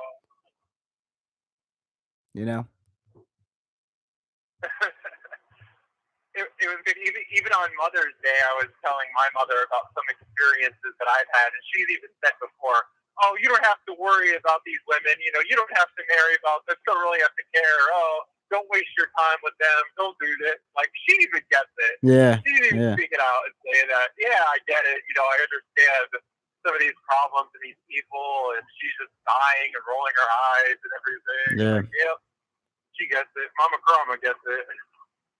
Yeah, that's true. She does. Yeah, she tells me, "Don't you dare get married in this country." I'm like, "Fuck right, fuck yeah." Yeah. Yeah, man. Yeah, and even it's a little bit of a gamble and a risk that you acknowledge taking on Tinder and meeting some of these people. As there could be some accusations or some diseases. Very like true. That. Very true. But always bag it up, man. Yeah. Yeah. Well, you could still run some risk there, but if you're willing to tolerate that, hopefully it goes out well. And you said you just send all these messages, you have the hookup, and that's it. They go away, and you just have your fun, and everybody's straight about it, and it's not these games of pretty much. Treat this person out for dinner like 3 times. Oh God, no! Fuck no! Maybe have this. Fuck no! Never. Or go, the nightclubs. Oh, fuck no! Yeah. None of that. None of it. I'm taking one calculated risk. That's it. Yeah, that's it. It's just the yeah. Some of these guys will be out there. They think they have the right information. They say they get married, nothing will happen to them. They'll be saying, "Oh, I love my wife. Oh yeah. Steak dinner. I'll take my wife out to them. I buy my wife dinner every night. Oh. Yeah, that's good. That could be a name of one of your streams as well. Maybe people would be a little bit confused. Jesus. That's all right. Jesus. Definitely. All right. Yeah, and as before, if you don't use this for the video uploaded on YouTube, you'll have it in the archive. That's all right. On the Patreon, I put most of my the Patreon. Yeah. I put most of my live streams up there. It depends on how confident I was in the quality of the live stream. I'll throw it on Patreon as well. So yeah, but most of them get up there. All right, good. All right, thanks for having me on. Definitely. And yeah, stay away from the people from the past who are coming back. Exactly. Don't set yourself up for failure once again. Exactly. Don't waste your time with American women, man. Yes. What are you gonna do, Jay? They look good. That's it, man. What are you gonna do, Jay? Yeah. When you Well, walking away is definitely the way to go. when you start Yeah, missing go this, find a woman in another country, bro. that too. That's an option. Use your passport, man. That's what it's there Very for, true. man. Get on a plane, go to another country. Very true. Find a woman in another country, man. Yeah, it's a possibility, but something not even looking for at this point is I've heard, some men they have some women from Europe or they come into America and it's still coming to a lot of the same patterns, still things not working out, and yeah, it's just a time investment. That's a big thing for me. Am I really willing to put in all this time and effort to have a new relationship with someone I don't even know? Put all this time into building and then it just goes up in smoke. Not really seeming to be worth it. That's true. It is difficult, man. That's true. Well, we definitely appreciate the call, Jay, and like always, feel free to call anytime, man. Yeah, unless you get this time of like someone, showing interest in you and putting forth that effort, but it always seems to be me the one putting in the effort. Like recently, I might have shared it in a different call. Someone sent me a message to say, "Oh, you should really meet my friend so and so. They'd be really interested in you." And I said, "Okay, send me information." I'm not interested in a relationship, but I figure like, okay, well, maybe she'll see some of the content I'm posting and share that as, I do some stuff on my end. And nothing even happened for about a week. And then I hear back from her says, "Oh, sorry, she hasn't sent the request. She doesn't use Facebook much." That's some bullshit, man. What the hell man. was the initial suggestion to even have me if she's not even using it? Like, was this a big test to see what I would do, to see if I would go out of my way? Like, I'm not willing to play that game. No, sorry. No, red flag. Yeah. No, man, don't waste your time with women who aren't giving you the respect and time you deserve, man. Yep. All right. That's it. Yep, that's about it for me. Definitely. Well, all right, thanks a lot. Appreciate the call, man. Have a good one, man. Take it easy. Yep, thank you. Thanks, Central Air. Thank you. Oh, man. Central Air, I'm thinking you're getting more popular than me, man. That's impossible, man. We kind of have this good cop, You're bad a legend, cop. my friend. Yeah, we kind of have this good cop, bad cop thing going on. I'm like positive reinforcement. Something like that. And you're like... So you had a dream of Jasmine last night, man? Yeah, it was, it's fucking weird, man. It was a weird ass dream too. My dreams I don't know what it is, man. I had this dream that I was like going away to college, right? So I'm like living in the dorm rooms. And you were banging her in the college classroom? No, it wasn't even that, man. It wasn't even anything graphic like that. Okay. Hold on one sec. What's going on, Liberty Shipment? I haven't seen you in a while. Anyway, so in the dream, right? And this isn't the first dream I've had about her. I had a dream the other day about her, but and I talked about that on my live stream. People gave me their input. But basically in this dream didn't make nearly as much sense about as the last one. So anyway, I go off to college, right? And my dorm room number is like dorm 666. So I go to dorm 666 and I open the dorm room. I open the door and my roommate there she is. No. My roommate is this very tall white woman who used to be my science teacher, but me and her hated each other, right? She was a real bitch and she's this tall white woman. And you know what's funny? In real life, she's not tall. She's shorter than me in real life, but in the dream, she was like 6'2", and she was wearing like a white robe. And I was like, "Do you know where Jasmine is?" And this teacher of mine, who was for whatever reason, she's 6'2" in the dream, and she's in room 666, and she's white. I don't know if that means anything. For some reason in the dream, she knows Jasmine, even though they've never met. And so she's like, "I can take you to her." And so she's like walking me around the school. This shit made no sense, man. This teacher of mine is walking me around the school, and she's like, "I'm sorry, you cannot see her," or some shit. Like I can't find her. And then out of the corner of my eye, I see Jasmine like way across the school, and I run over and I start talking to her, and like we start making up for like all the fucked up shit that happened in our past, and we're talking and laughing and shit. And then I just wake up from the dream and I'm like, oh shit, that wasn't real. And like most of the time when I'm in a Yeah. dream, I know I'm in a dream. Like I can tell I'm like, I'm dreaming right now. This isn't real. But for some reason, this Right. dream, I couldn't tell until I woke up that this was just a dream. So like I was really into it. And then I wake up and I'm like, God fucking damn it. Nope, that was just a dream. It happens.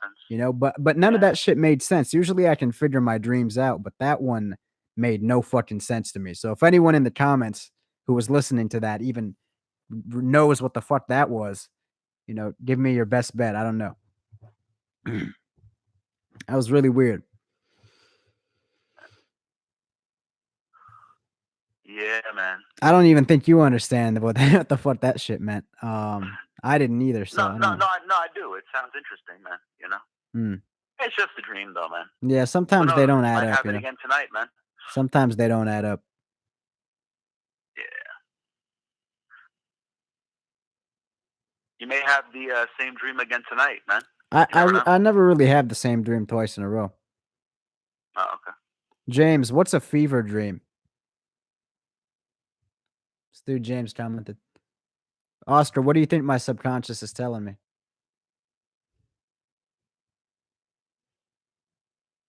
Don't go to sleep. What do you mean, Huey?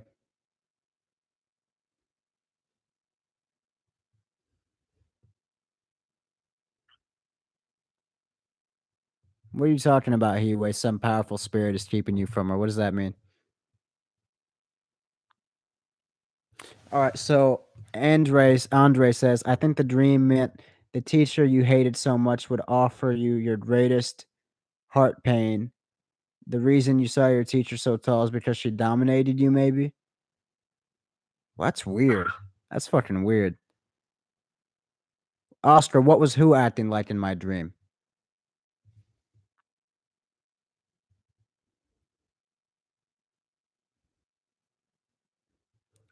Huey, I didn't like that teacher though. Like she was a bitch to me, but she was like in a white robe in the dream, and she was like really tall, and it was freaking me out. But I don't know. I don't think that means she's pure.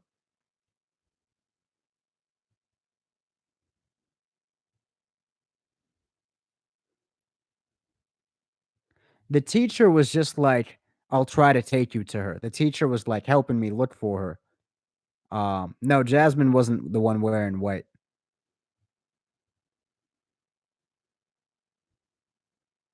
The teacher was actually trying to help me look for her, but the teacher's like, I can't find her. And then out of the corner of my eye, I find her, and I like walk over to her. Lots of charlatans and shitbags wear white robes. Very possible.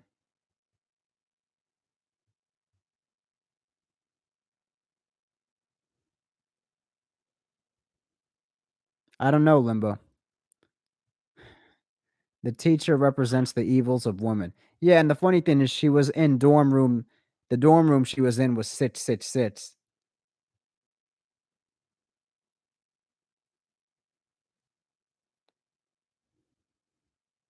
Big Trouble in Little China. I've never seen that movie, James.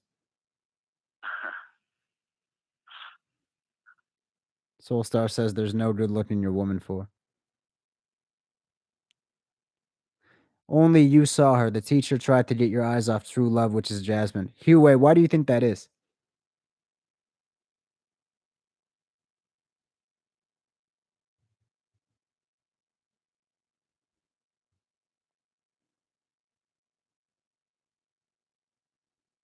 Jasmine was kept away from you being in the 666 room. Why do you think that is?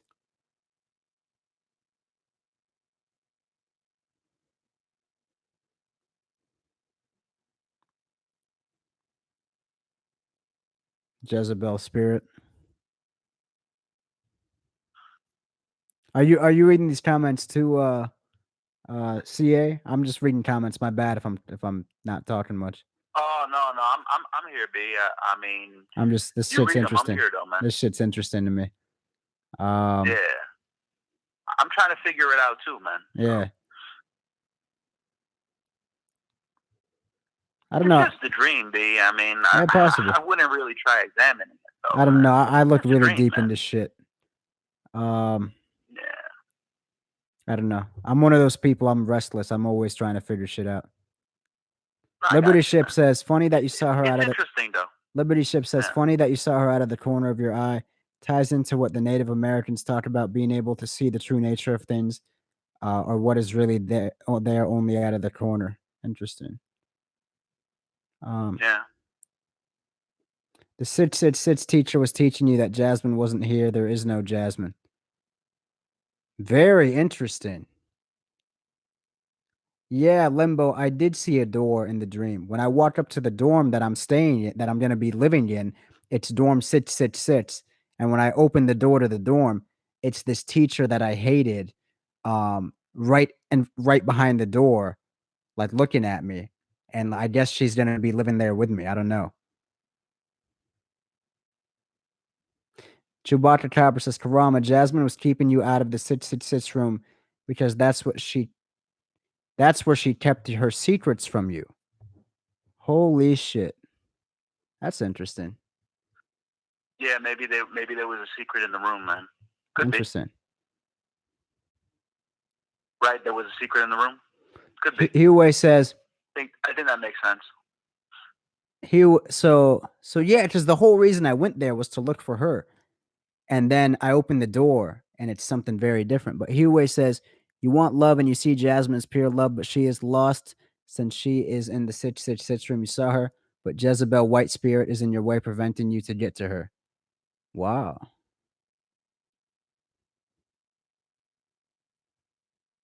Interesting.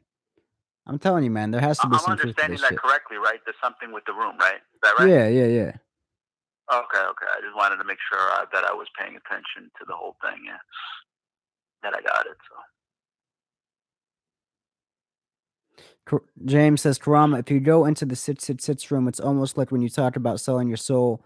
You're selling your soul for the opportunity to be with Jasmine. I was standing outside of the door. I never walked into the room.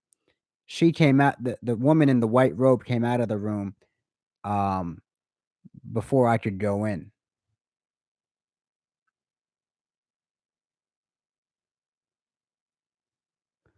The door was closed. The door was closed until I knocked on it, and then she opened it. The woman in the white robe.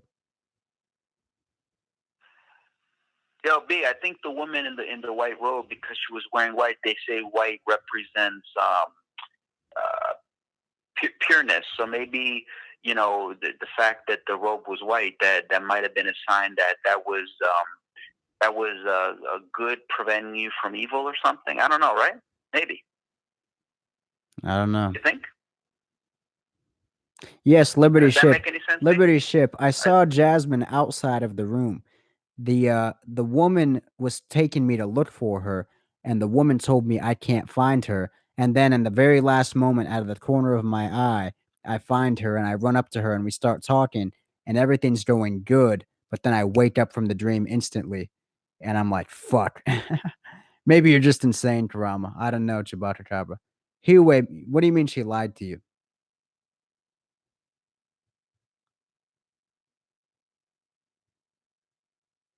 Liberty Ship says, who stopped me from going back into that room?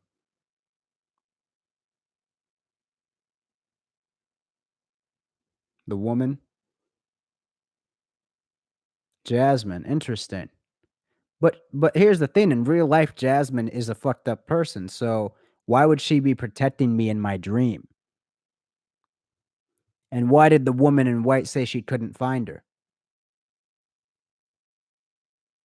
The weird thing about this dream is it's like the devil person is protecting me from the person who's really bad in real life.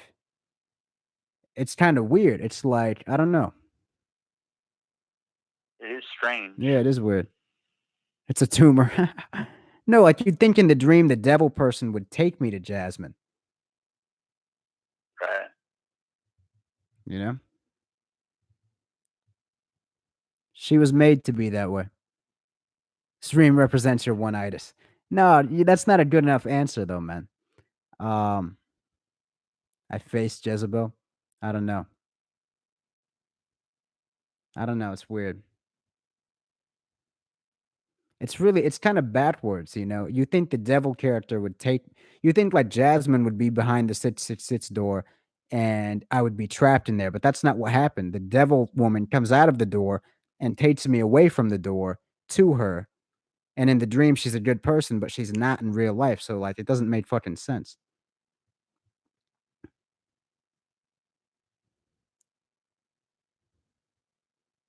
The devil person thinks Jasmine isn't worth your soul.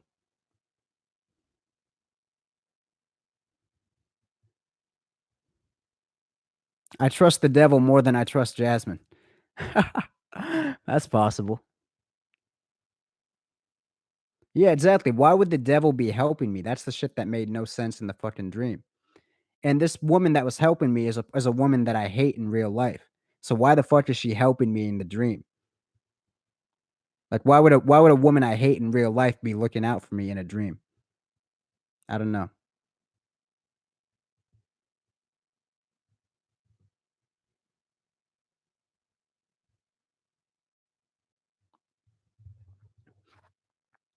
That's dream rape. That was definitely an interesting dream, man. Yeah, that's weird.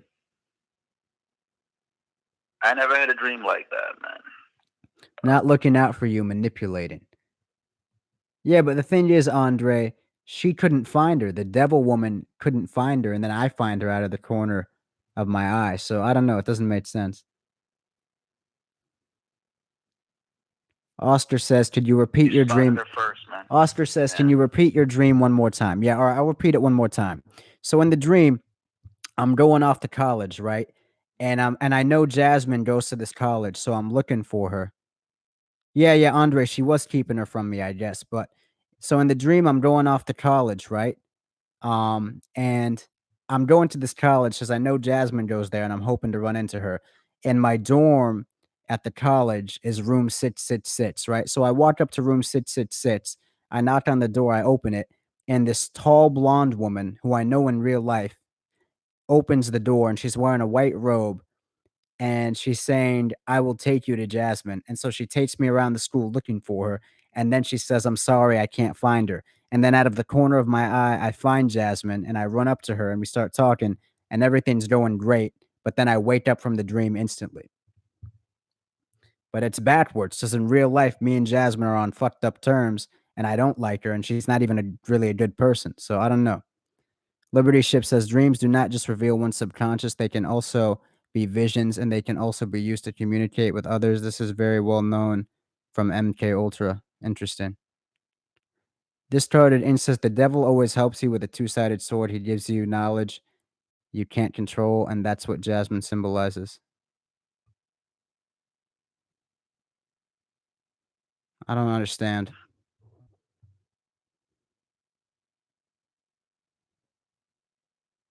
I don't understand.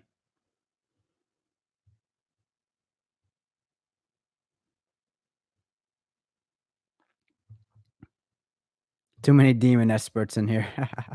That's funny, Fugazi. I don't understand. It's just none of it makes sense, you know? Wouldn't the devil want to lead me to Jasmine? Because in real life, she's actually bad for me. So if she's actually bad for me in real life, why is the devil character in the dream keeping me from her? You know what I'm saying? Mm. I don't know. It's like it's a backwards ass dream. I don't know. The shame you woke up from the dream, man, like instantly, you know? Yeah. No, the second it starts going good with her, I wake up from the dream. The Yeah, devil was leading you. Maybe the reason why you woke up instantly like that is because, like you say, it was going good. So maybe there was some prevention, you know, and that's why you woke up. You know what I mean? Interesting. Like prevention from it going good. Yeah, kind of like you wanted to be happy with her and everything. Yes, but it wouldn't. It wouldn't let you me. still have feelings for her, but it was like that was taken from you. It was like denied from you. You know what I mean? Mm. Maybe because she's bad, she can bring you suffering. So it's like God doesn't want that for you. So he's like, you know what? I'm just gonna have him wake up. You know what I mean? Yeah. It happens, bro. You know, you're happy and everything, and then it's taken from you, man. Shit happens, man. Liberty You know what I mean? Ship says, "Why would the devil keep you from her? It's simple. How do you make someone want something? You withhold it from them." And that's true. True. But in real life, I Yeah. know she's not good for me, and I keep her away from me on purpose anyway. So, I don't know.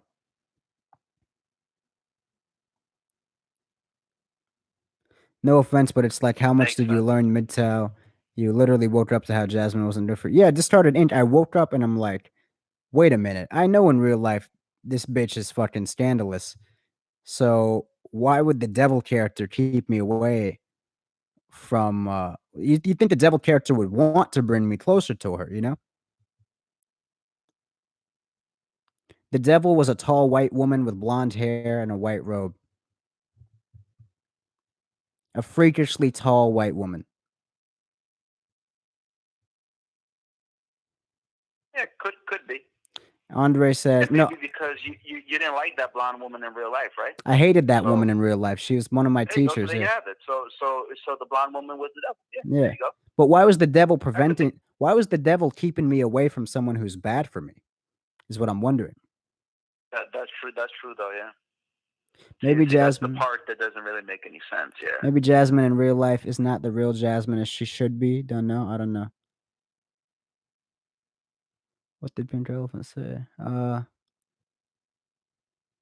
Liberty Ship says yes, but if you found her and she seemed to be good and you accepted that she was good, then you may act upon the non-dream state. I don't know.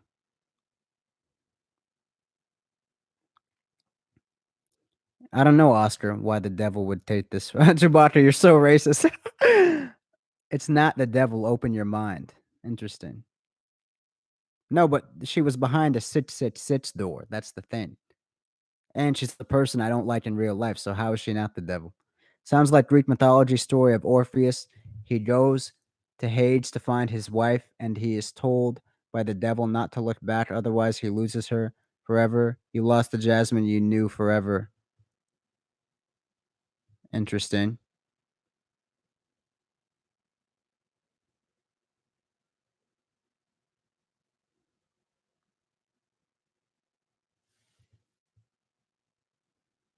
That's definitely the most interesting dream I've heard in all my life, man. Really? So, yeah.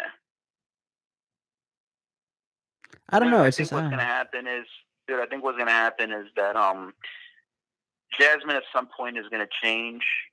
You're gonna help her to change. really. I know that may sound like Mission Impossible right now, but I think that she's gonna change for you. And then what's gonna happen is you're just gonna end up marrying her, and I'm gonna be at the wedding, man. No, fuck that, man. I can't.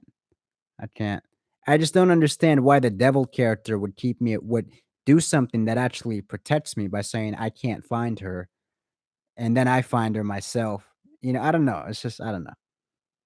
But what if she was to change? B? But then again, What if she was to actually change? something I'm missing here. In the context of this dream, I still thought of Jasmine as a good person. So the devil was keeping me away from someone I thought was a good person in the dream. Mm-hmm. Right. I don't know. It's a weird fucking. I don't know, man. I never get the answers I want. I always have these fucked up, deep philosophical dreams, but I never get the fucking answer out of them. Oscar says, and it's even more strange that after the dream stuck with you, most dreams are for 50% forgotten 10 seconds after you wake up. Yeah, I remember most of it, Oscar. Yeah, MGTOW Loner, it's like the devil was looking out for me almost. It makes no fucking sense. You know? It Mhm. makes no fucking Yeah. sense.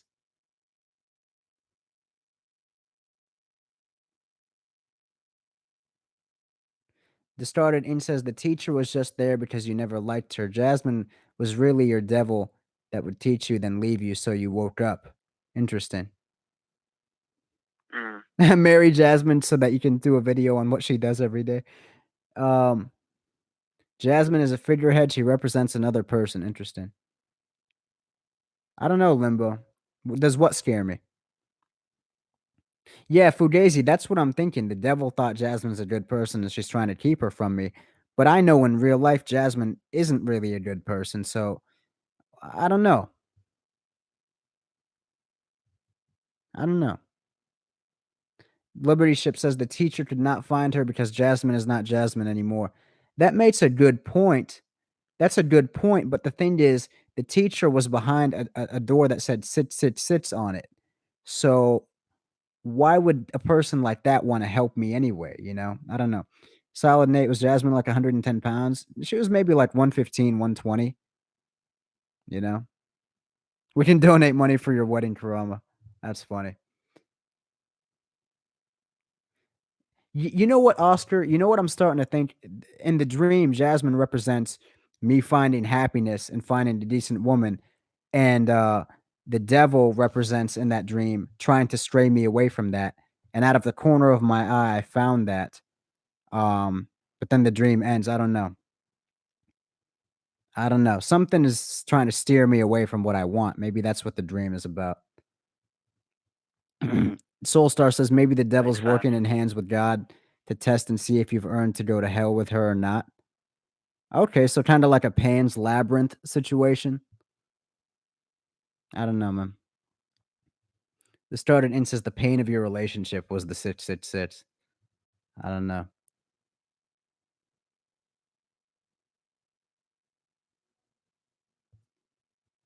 I don't know. It's just some confusing. The problem is it could go in like it could mean like 10 different fucking things. You know, you never really know. But anyways, I just thought I'd share that with you guys and get your opinions, man. I don't know.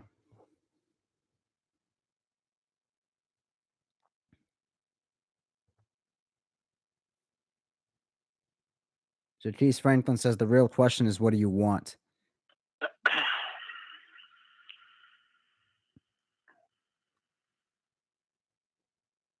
I don't know, man. It's fucked. I don't know what to say anymore. Soulstar says, what did you get out of it mostly? Absolutely nothing. It was just like a torturous, shitty dream that pissed me off. It wasn't and it didn't help me at all. Logic Wins has never had a sit dream. I don't know.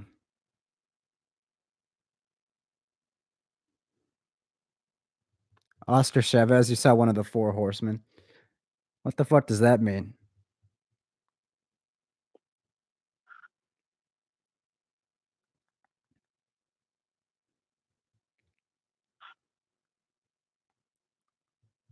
I don't know what that is, the four horsemen of the Bible.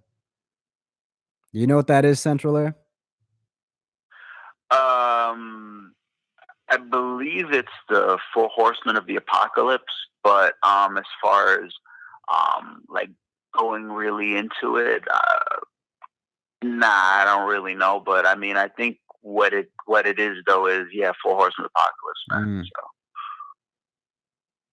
So what? The teacher that I met represents like one of the four horsemen or some shit? Supposedly? I don't know. I could always look it up. I'm just not a Bible expert. You know? Me neither. That's the problem. I don't know. The pale horse. Interesting. It was a pale white woman, so maybe that is the pale horse. And she was freakishly tall. And in real life, this woman is like 5'4". Like I'm like 5'8". This woman's like 5'4". But in the dream, the devil woman is like 6'2". You know? That's fucking weird.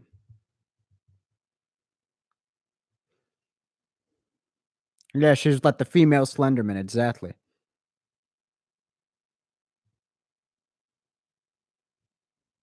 And like when she opened the door, I couldn't see what was behind her. It was just like a pink or purple mist behind her, behind that sit door. When she opened it and came out, it was like a purple haze behind her, you know?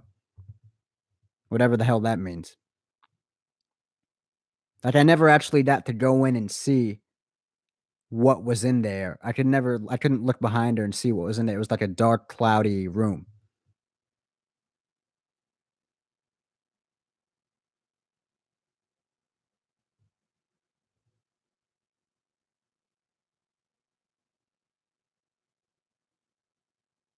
That is definitely an interesting dream. Man. Yeah.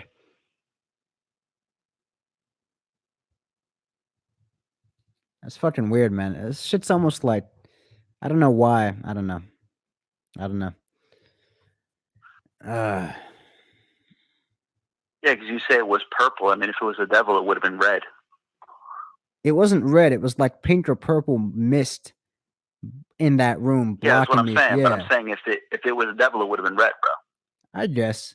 You know, I feel like I think pink. they say the devil's red or something. I Man. feel like pink can also be a devil color too, because it's close enough to red. You know, I don't know. Yeah. Pink is like a shade of red. Yeah, that's true. Yeah, I don't know, Don't get paranoid on me, bro. bro. That's just me. Like I'm restless. I look for the meaning in everything. I don't. My mind doesn't stop looking for meanings and shit. So that's why dreams like That's this good fuck though. with me. You know. Yeah. An Yeah. angel in disguise to help you see that Jasmine is no more and move on. That's possible. How does that fit into your theory, Limbo?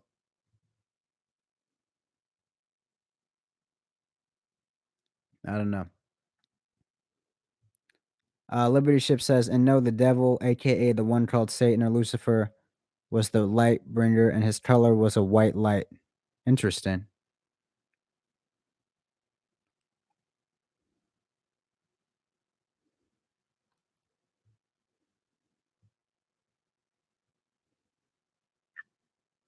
I have a hard time believing this woman that hated me in real life would be trying to help me find a woman. You know, I don't feel like she was looking out for me. This devil woman. Her former self that you knew now had too many spirits in her for her to be considered Jasmine. I guess. I guess. I sparked the whole fucking debate in this chat room. It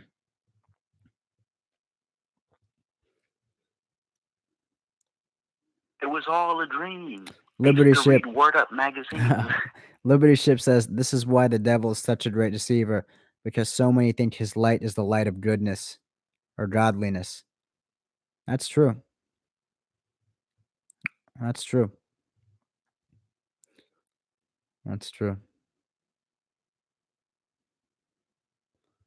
Don't you hate that though when you're in a relaxing sleep and you're having a nice dream and then you just have to wake up like that? Exactly.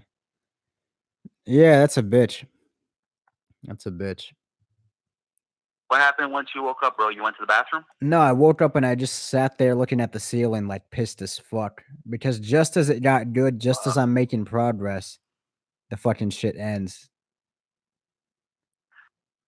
Usually when I wake up from a dream, I just go to the bathroom and just go back to bed, you know? I hear you. I hear you. Yeah, man.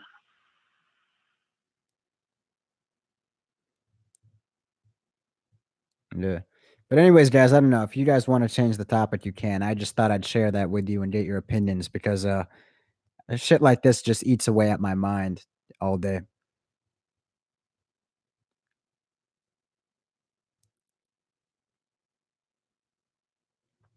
I'm trying to think if I ever had any dreams about my first love, about my ex. She wasn't even my probably did, first. though. It was just I don't know. I don't know. No, but it got me kind of curious, man. If I did have some dreams, were probably like years ago, man. Yeah. You know, when we recently had broken up or something, man. Yeah. It happens, B. I mean, the dream to me doesn't sound like abnormal. It sounds like just a dream, bro. A dream's a dream. You Like know? it doesn't sound like it has a purpose. Well, I wouldn't really say that. I mean, the dream's important to you. I understand. It's your dream, man. I understand. You know what I mean? Yeah. But at the end of the day, I mean, you know, did it have a purpose? Probably.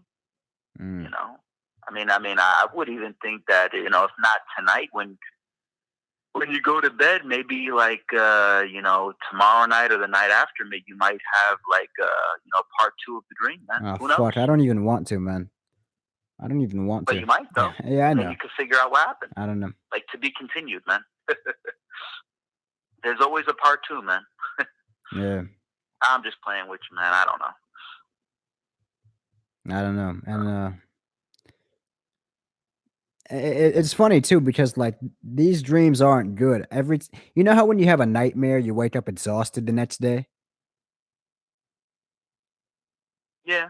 Like, have you ever had that? Like, when you have a really bad dream, it kind of sucks the life out of you for the next day. Like, you've never had that happen?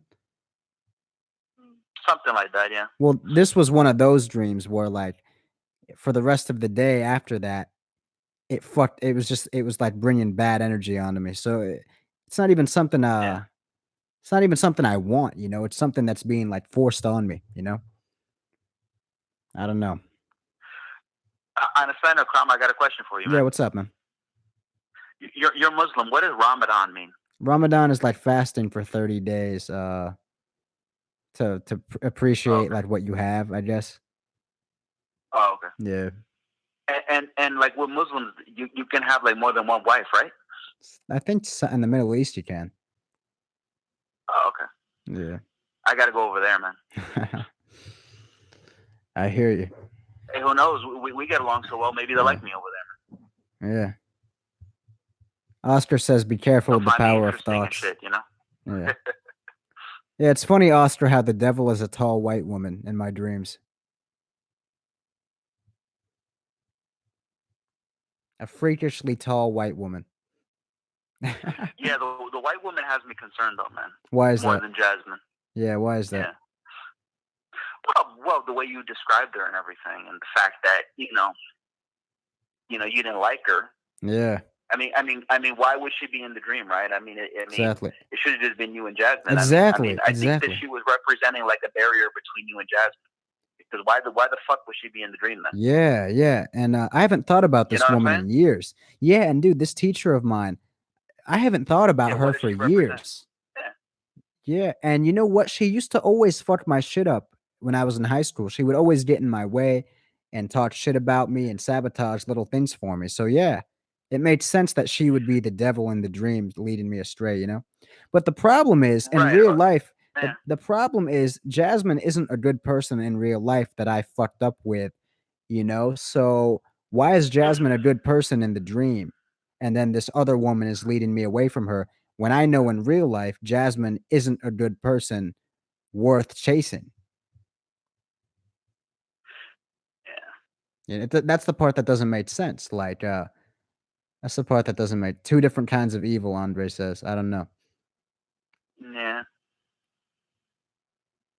Mm. I don't know.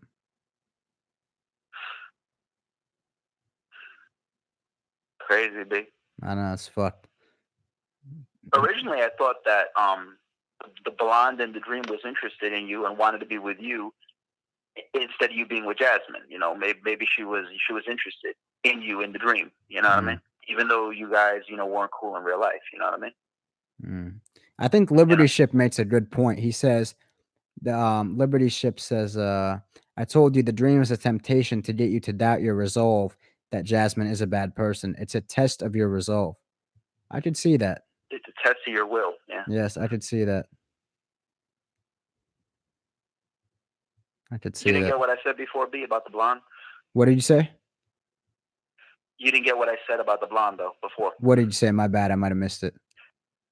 Yeah, I said that originally, like not now, originally when you first mentioned the dream, I thought the blonde, even though you and her were not cool in real life, maybe she was interested in you and wanted to be with you in the dream, even though you wanted to find Jasmine into school. You know what I'm saying? But she said, I'll take you to her. But maybe it was like, she said, oh, I want to be with this dude. I want to be with Karamo or whatever. You know what I mean? That's what I thought. You know what I mean? And you know what's funny, man? This teacher of mine, theories, this teacher of mine, this teacher of mine was always a huge bitch to me in real life, and it was like unnecessarily. Like she was ridiculously fucking mean to me when I was a kid, and right. With what I know about women, when a woman is extremely mean to you for no reason, it's because she actually likes you, but she's fucked up. So that could be a possibility, but I don't know. It's fucking weird, you know? She was like your teacher or something in school? Yeah, she was my like 10th grade science teacher, and she was just a super, and she was hot. She was a hot blonde. Sounds But like it, man. but she was a super cunt to me, ridiculously fucking mean to me, and she was very nice to other guys. So I always thought she just maybe hated me for like racism or some shit. I never Yeah. felt like she liked me because she was just so viciously fucked up to me only, you know? Hmm. So I don't know. I don't know. She had something against you, man. Yeah. Prejudice, bro. Yeah, some kind of prejudice, man. I don't know what the fuck it was, but I don't know. Shit happens, But the man. funny thing is, Yeah. what she's leading me away from in the dream is something that it's good to be led away from in real life. So why would she be helping me? I don't know. It makes no sense. Yeah. You know, makes no fucking sense. But guys are going on in the chat about all this religion shit now. Oh, if you want, man, I could call my older brother, man, and talk to him about it, man. He may have an answer to that, man, because know. I told you he's a born again Christian, man. So, but you know, I mean, talk to him in your free time I if don't you want to get can, into all that Bible stuff. and let me man, know what he but says. If you want. Let me know what he says, or we can do that off there. I don't want to sidetrack these guys too Yeah. much, Yeah. Angel says, Karama, would you go to Jasmine knowing she was bad for you? Not in real life, no.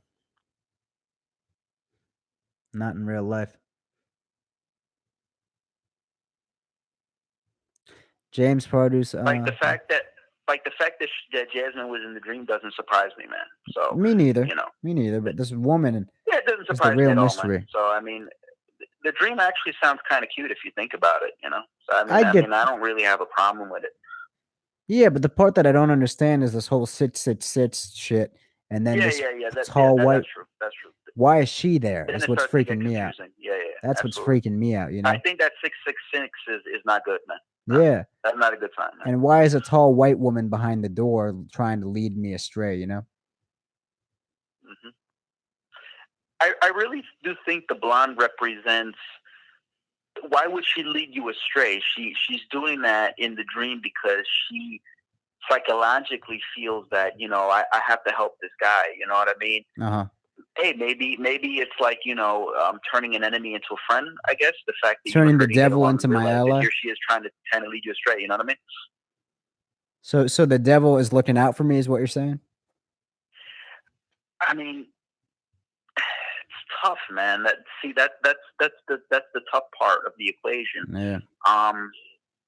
Yeah, that's the tough part. But when you say lead you astray to me means that you are being protected, man. You know what I mean? So, but why would the devil protect you? Yeah, it's true. Exactly. I don't know, B. I don't know. You might have to go see a shrink, Karama. Shrinks are fucking useless. I'd have to maybe see some religious priest or some shit. You know? Yeah. I'm just playing with you, man. I don't know. Weird shit. The devil is an angel, and it gives you presence knowledge that fuck you up and persecutes you. That mean teacher, Jasmine, was a piece of information. I don't know what you're talking about. Just started in.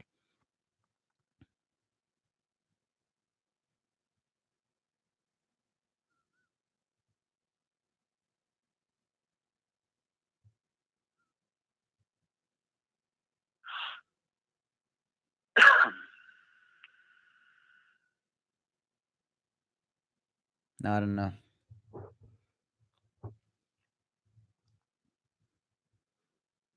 Liberty Ship says the devil never protects anyone, and you would to do better to see George in the Moringa Center than a head shrinker. I don't know what that means. Yeah, it sounds a little bit strange, man. Yeah. Anyways, if you guys want to talk about some other shit, we can. I don't care either way.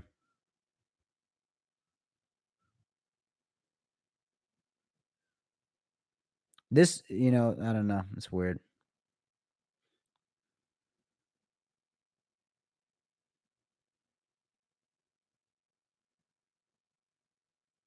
What I meant to say was Jasmine represented the knowledge that you learn from the experience, and the devil is a fucked up teacher giving you information you can't control that bites you in the ass. Interesting. I don't know.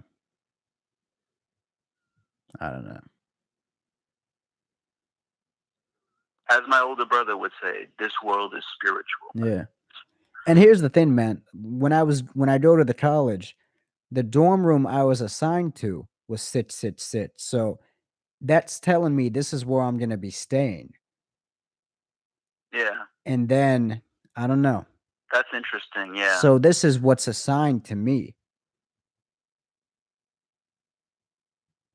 Yeah. Maybe you're destined not to go to college, bro. Fuck college. 'Cause, I mean, if the college is 666, right? No, Maybe just what, my college is room. evil? Just my room in the college was sit, sit, sit.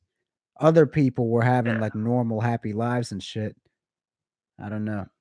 Maybe you're destined to be in the room 666 for your entire existence, man. Hopefully not, man. I don't know. I've never really done anything evil though, so I don't understand why, but fuck it. Yeah. I feel you, bro. Weird. Weird. That's why analyzing these kind of things are frustrating, bro. It is very. I wish I wish I had stupid fucking dreams that made no sense anyway. That way I wouldn't waste time analyzing them, you know? But I mean, it's good to have a dream, you know, with some meaning to it, you know. I actually had a dream. I actually had a dream myself a while back, and then I don't remember a whole lot about it, but I know that like I think my mother was like crying in the dream or something, and I know the dream was like kind of like on the passionate side. I mean, um, that's the way I remember it, you know. And of course, I had the dream like a long time, you know, back. And then, you know, most recently, my uncle passed away. You know that, so you know, sometimes dreams are, you know, an indication of something that's going to happen. You know, maybe Jasmine is in the dream, and maybe you're going to bump into her or something, and you know, I don't know. flip the coin, right? Yeah. If you know what I mean. Yeah.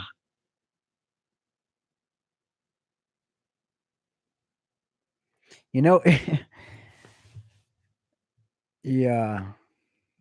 It's funny, guys. I have a theory about that dream that you might not like.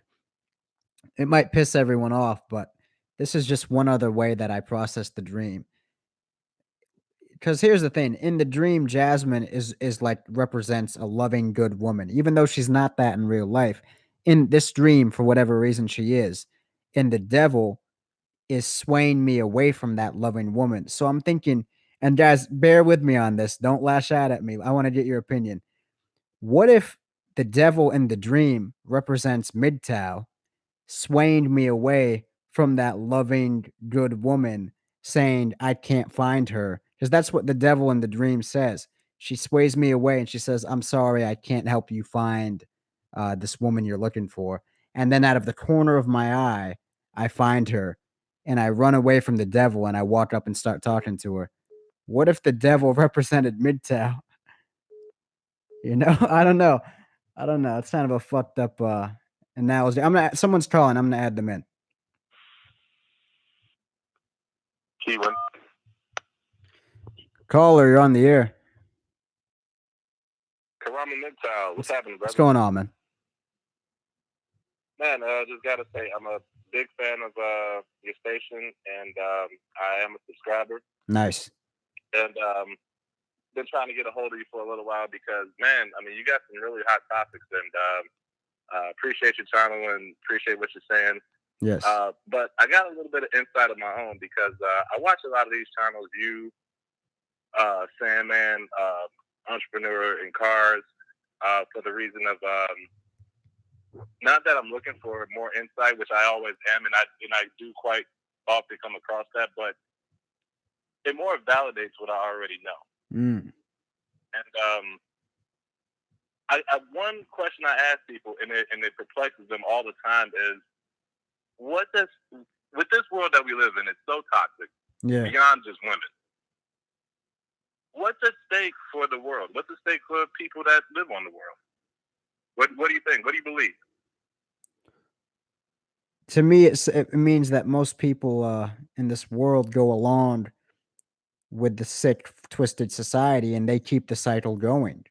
They're not willing to change and sort of purge the fucked up energy this world has to offer in order to reverse the damage and start building and growing again. You know, we talk about the Illuminati and shit all the time, and oh, the Illuminati and all these people are trying to suppress us. But really, if you think about it, man, the average person is the Illuminati because they're the ones enforcing all of this fuckery. These women who go to the clubs and fucking fuck random guys, these dudes who fuck each other out of their money, these dudes who stab each other in the back. People like that are the Illuminati. They keep this fucked up system going. This fucking twisted police force, the fucked up legal system, the people who go to choose to go work for this legal system when they know it's fucked up. The doctors that prescribe people fucking poison instead of giving them natural herbs and medicines that actually heal them. This is all the Illuminati, not just a couple of guys And at the now top. they're making men women and women men. Exactly. And with a straight face saying that is normal. Yeah, and that's at the top. But when you see like a woman on the street saying, "Oh no, it's good for men to be transsexuals," that bitch is the Illuminati. Everybody who keeps the system going is the Illuminati. So I guess the point that I'm getting at, man, I mean, because you made a point earlier, I watched one of your videos, and like the Generation Z and X, Y, whatever you want to call it, millennials, and now the Generation Z guys, guys and women growing up in single mother households and not knowing how to get married, not knowing how to treat a woman, not knowing how to raise and take care of a family. I mean, this all has to be amounting and accumulating to something, because from what I can see, and I wish I could show you this, but the WWF, which took the name, that's why the WWE now is the WWE, not the WWF. But the WWF states that by the year 2050, we will need the equivalent of 2 Earths to sustain the human population at the rate that we're killing the planet. Wow. So the way we're blowing holes in the ozone layer, the BP oil spill years ago, Fukushima, that they don't talk about, that is still spewing radiation into the atmosphere, that's killing off the Pacific, and radiated animals are washing up on the California shores now that they don't talk about. You mentioned earlier on this live chat, the school shootings. Yeah. We're overfishing the oceans. We're cutting down the rainforest. It's taking away that herbal medicine that could cure cancer, that could cure a lot of these diseases. So, again, we're on the verge of extinction. Do you think that it's coming to that, or do you think that this is a test, or this is a sign, or that something is on the other side of this? Honestly, man, I don't think we are overpopulated. I think it's just designed to keep fear in us by telling us things like this. Because here's the thing, man, there is so much open land we haven't even begun to tap into yet. I agree.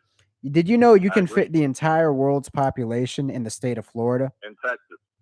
Or in Yeah, Texas. Texas. Yeah, Texas, definitely Texas. So I think that's just designed to keep people in a state of fear. Honestly, the world's always going to end. Oh, overpopulation. I just don't see that happening. There's so much fucking space we haven't even tapped into yet. Well, I'm not saying that the Earth is going to be overpopulated. I'm saying that we're destroying the planet at an unprecedented rate. I'm saying eventually we're basically crapping in where we sleep. I hear you. Even that I don't believe, man. Even that I don't believe, honestly, as far as pollution, because look, man, they were saying, we're causing global warming by all of these fumes and shit that we're letting into the air with our trucks and cars. But the thing is, they were saying that years ago. They were saying, the temperatures are only going to get hotter and hotter because of global warming. But last year was one of the coldest fucking winters I've ever been through, and I was living in Atlanta, which is technically the South. So not really. I mean, it's not getting any warmer. It's still cold as fuck when it's winter. It's still hot as fuck when it's summer. So I've seen zero effects of global warming personally. I think a lot of these are just scare tactics and media tactics to sell tabloids and make headlines and shit. I'm not seeing it, honestly. I'm really not seeing it. Okay. That's just my opinion. I All mean, right. maybe I'm wrong. Maybe I'm wrong, but I'm just not fucking seeing it, man. You know? Oh, that's fine. And again, like, and see, that's the thing I like to, ask thought-provoking questions. And again, like, the average person, you can't have this, conversation with, Yeah, who's, what's going on in the NBA and etc. Which I exactly. don't mind talking about that, but let's take it to another level. Okay. But going beyond that, but then, like with the women, like you said, okay, so let's take it back to the people then, the people of the planet, as we're becoming more and more toxic. Like you said, like these Generation X or Z kids, they're not going to know how to raise a family. I mean, Yeah. we're going, and see, the whole thing with MGTOWs, like I said, or like you said, it's not just about going against women. It's about standing up to the system and saying the whole game is rigged, so I'm not playing. Personally, I don't vote because there is Same. no Democrat. There is no Exactly. It's rich and it's poor. And the rich Exactly. are getting richer and the poor are getting poor. So I'm not gonna. It's like a carnival game. I'm not gonna put my money and time and effort into something that I know that's rigged. Nah. Same thing with marriage now. I mean, marriage is down in the country, and people are having less and less less and less children, and the marriage laws, when it's time to get divorced, they cater to women, partly because, or by and large, because women are more consumers than men. Exactly. So when men lose their resources, they lose their retirement, the woman gets it, and then in turn, because she's a consumer by nature, she's going to pump that money back into the economy. Exactly. So again, man, there's a song that we were created for so much more. We were built for so much more, and we've lost ourselves. I can't see that you're born, you live, and you die, and between being born and living, or being born and then dying, you're just an indentured servant. To a certain extent, we all are, because and you seem to have a spiritual background, because you're absolutely right. What are we working for? You spend your time. Okay, you're done with you not chasing women. Yeah. All right, fair enough. So now you're bettering yourself. You're making that cheese, but all for what? So that what if the dollar explodes? Now what? Exactly. Which is going to happen. The bank can seize your money. So what does it all mean? What is our existence for? I mean, because we're just on this giant rock floating through space. Ultimately, and that's the thing. Like, for as smart as people think we are barely out of the woods as far as our human potential. Yeah. I mean, we only use 10% of our brains, right?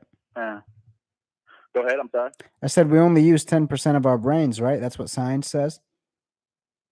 Exactly, because I'm ill and we don't live, long enough, and that's the thing. Like,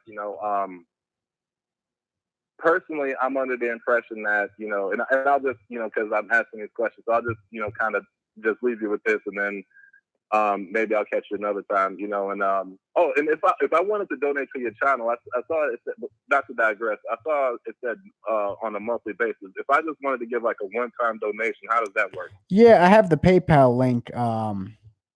You know what? I'll post the PayPal link right now if you want to do that. One sec. Let's see.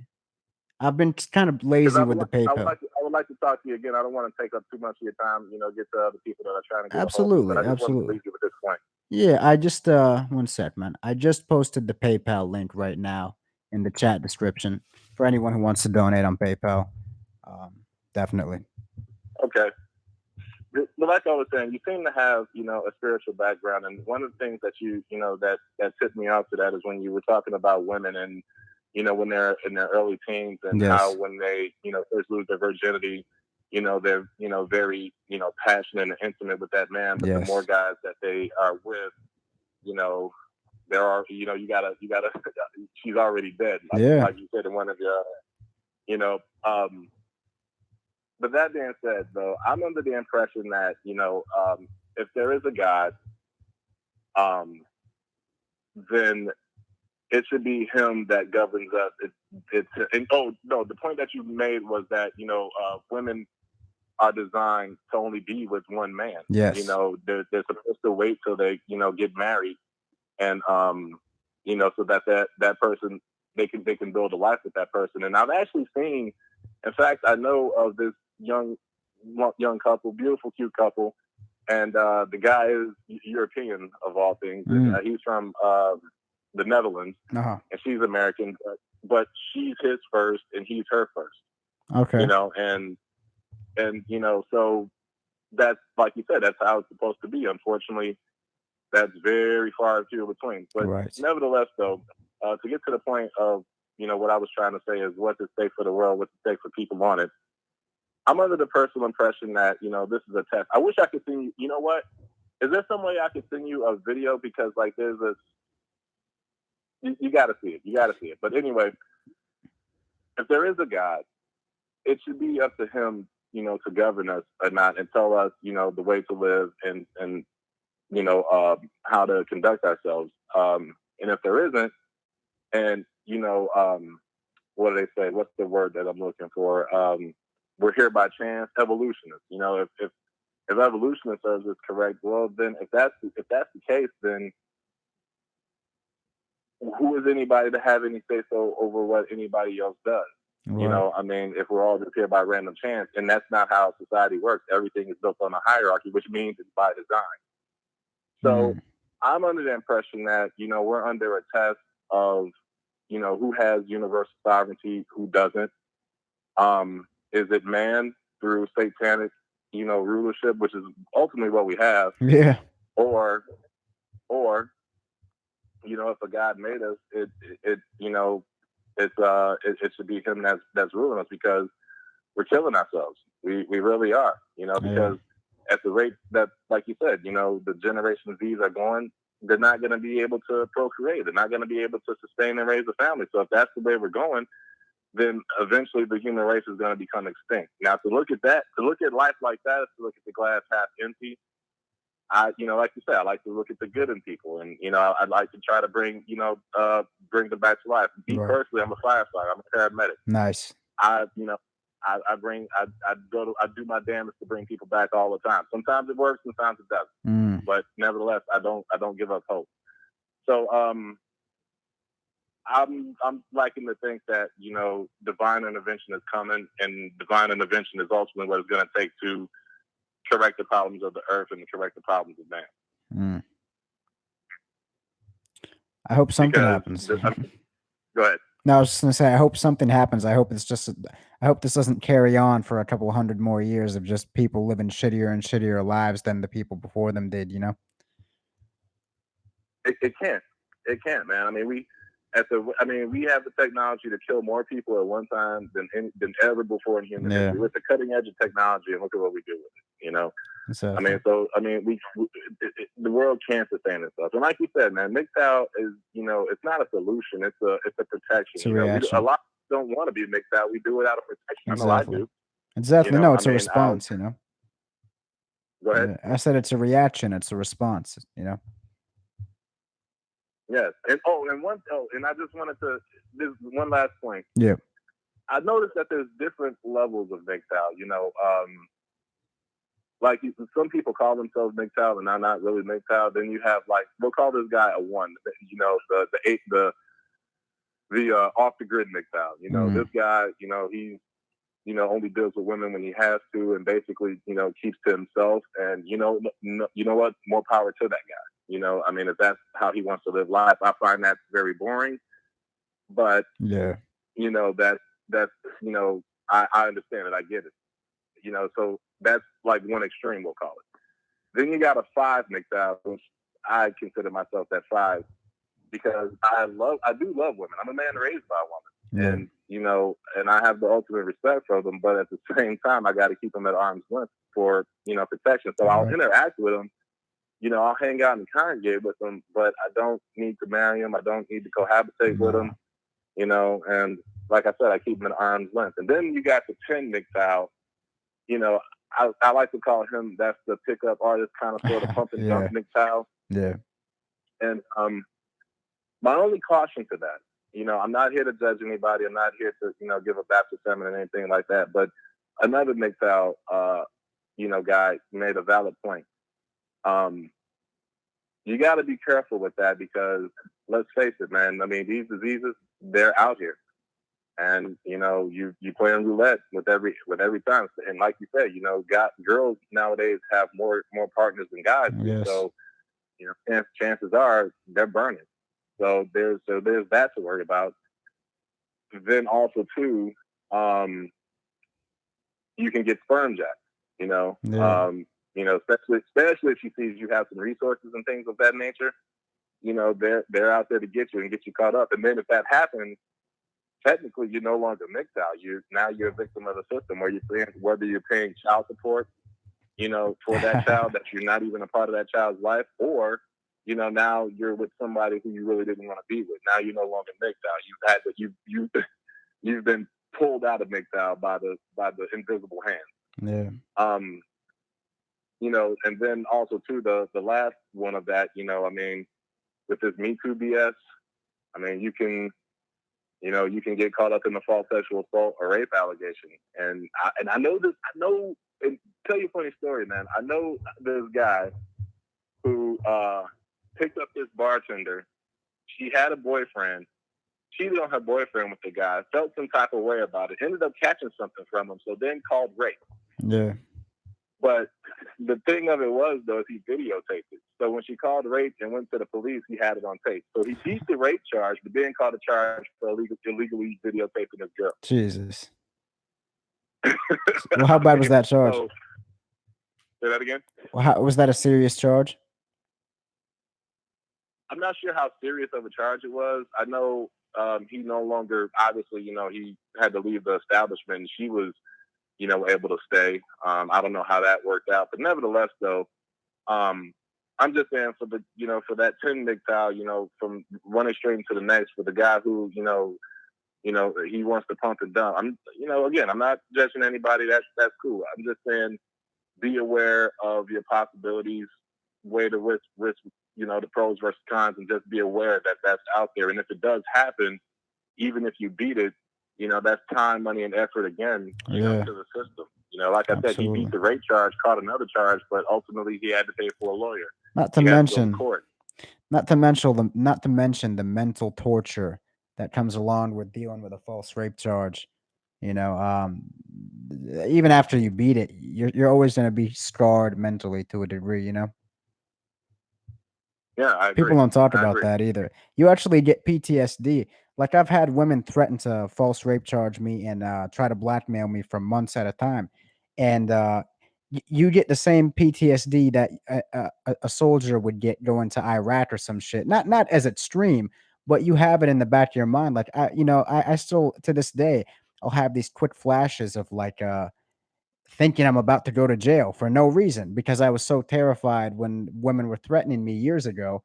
You know, that shit was with me forever. It's like a part of my innocence has been taken away from me. So that's another gamble you take. Absolutely. Those false charges, even if you beat them, you know, even if she just threatens you and it doesn't go through, it's always going to fuck with you to a degree. You're always going to, you know, have a little bit of fear. I don't know. That might be kind of confusing to some guys. I apologize if that didn't make sense, but uh, maybe it's just something you'll never understand until you go through it, you know? No, I'm with you loud and clear, you know, because, and that's the thing. And see, I'm under the impression that you could never jip an honest man because, you know, I had an allegation against me and it was not because I did anything with it. It was actually because I turned it down. Oh, wow. You know, so her bruised ego, and nothing ever came of it. But, you know, when I got this text message, you know, one morning and in fact, it was Thanksgiving. It was Thanksgiving morning of all days. So she purposely, and I'm not one to celebrate the holidays. Again, I'm a mixed out. I don't even fall for the corporate, you know, symbolism of all of that. The Valentine's Day and all of that stuff. All that stuff is just, you know, get you out spending money that you don't need to be spending. But anyway, not to digress. You know, she ultimately was trying. She was trying to ruin my day. Yeah. You know, she sent this, you know, Thanksgiving morning thinking I was going to go be with family and friends and this is how I'm going to get my day started. But she sent me this, you know, text message about how, you know, I was inappropriate with her and this, that, and the other. And it was nothing of the kind. It was, I turned her down and she had a bruised ego and felt some type of way. But then come to find out, this girl, loves drama. And, she's a bartender, has nothing else going on for herself. So Yeah. that's, why I feel a lot of women, like drama just to add some type of sick excitement to their life. Exactly. Nevertheless, so nothing came of it though. But at that moment, at that point, man, I was terrified because, like I said, I'm a civil serviceman, and that's the last thing I need. So,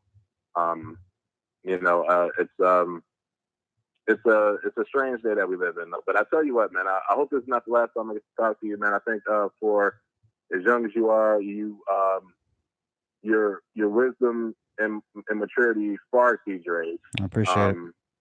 And I just hope that you continue to become enlightened, and not give up hope. Because there's another guy who I like listening to. He was talking about like a lot of guys when we come to MGTOW, we take the red pill, we go through this red pill rage, but it's like we can actually help other people become MGTOW. And me personally, I don't consider myself religious. I consider myself spiritual. Because again, there has to be something more to this world than what we get to live in. Like I said, you're born, you live, and you die, and in between being born and dying, you're in a ditch of service. That this cannot be all that what life is for and what it's meant to be. It can't. No, it can't. Because we're not really at this point. We're not really living. We're just waiting to die. This well said. So I tell you what, man, is I'll like I said, I'm subscribed to your channel. Because I respect your hustle. I can't do a monthly donation, but I understand a one-time donation. And I hope to be able to send you some research and some things that I've come across, and hopefully this is not the last time I talk to you. Definitely. I do live streams almost every day, so feel free to call in anytime, man. All right, so yeah, and I leave messages too, man. I've left you a few messages, and I'm a persistent person, so I'm like, man, this guy, he's got so many rich issues. He's reconfirming a lot of what I already know. I gotta talk to this guy. So absolutely. Good talking to you, brother. I'm gonna let you go and keep up your work. Definitely appreciate the call, man.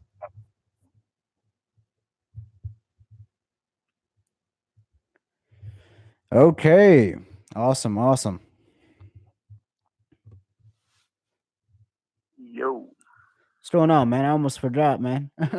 Almost forgot about you. What's up? I was just listening to that guy, man. Yeah. I didn't really want to interrupt, man, because he was talking some deep stuff, Yeah. So I was like, I'm just gonna let this guy talk, you know what I mean? I hear you. He was making a lot of sense, man. He was kind of like, I kind of heard him like repeating the same stuff over and over, but he was making a lot of sense, though, man. He was a very deep person, So. Sometimes, and I do this too, man. Sometimes people say, like, bro, Karama, why do you repeat yourself in your videos? Because I want you to remember what the fuck I'm talking about. Sometimes you have to say a point 2-3 times so that it sticks in someone's subconscious mind forever, So that's just how I do it. I think when he was talking, I kind of hollered something, but he didn't say anything. So I just said, I'm just gonna let this guy talk. Oh, okay. I hear you. On a side note, bro. On a side note, bro. Yes. I guess I'll see you for the next show, right? Yeah, man. Absolutely. Yeah, man. Absolutely. So I guess I'll catch you the next time, man. I'm pretty sure that you're gonna catch some Z's too, right? In a little bit. Give it maybe another 5 minutes or something. All right. Maybe you'll have a continuation of that dream with Jasmine. Man. Shit. I don't even want to, man. Though it's funny, man. Like I don't even want to, honestly. Like this shit is not fun for me. I don't enjoy thinking about people I don't want to think about, It pisses me off too. Not, man. I'm just saying that if there's a continuation, you can see what was gonna happen. Yeah. You know what I mean? But I mean, if there's no continuation, you kind of keep speculating on it. You know what I mean? But I understand, man. It can be uncomfortable, man. I get it, man. I feel for you, bro. Yeah, it's like, why is my subconscious such a weak bitch? Like in real life, when I wake up every day, I'm like, dude, I'd never go back with her. But in my fucking dreams, I'm feeling the exact opposite. It's like a total split personality. I don't know. It makes no fucking sense.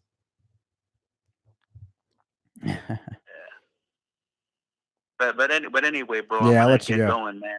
Absolutely. If you take if you take another caller or something, I'll listen and we'll talk about it in the next show, all right, man? Absolutely.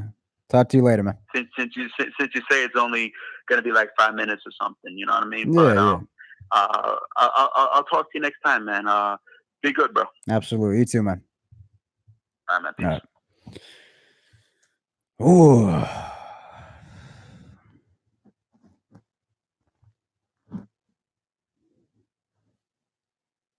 Karama, have you heard just a few days ago that birth rates in America are down? I heard something about that. There's so many different reasons for that, honestly. Not just one.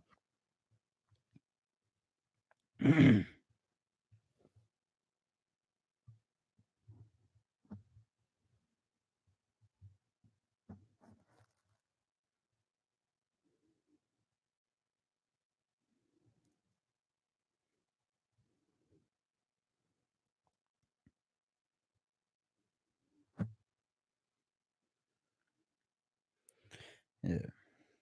And you know, guys, my bad when I talk about the dreams and shit. I don't mean to ramble about my personal life. I'm just I'm the kind of person that really I don't stop thinking about shit like that. Like I can't stop thinking about it. I'm constantly searching for the meanings and things. So although it helps me provide good wisdom to you guys, it's kind of a gift and a curse because I never really have peace in my mind. I'm always thinking, what the fuck does this mean? What the fuck does that mean? You know, it never turns off, you know, so it kind of consumes me, you know. I don't know, Mad Mats. I don't know, man.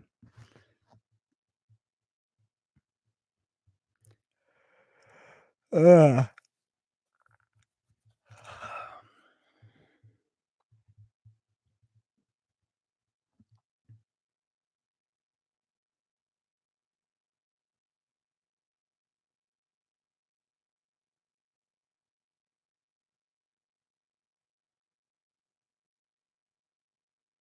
What do you mean, limbo? I don't know what that means.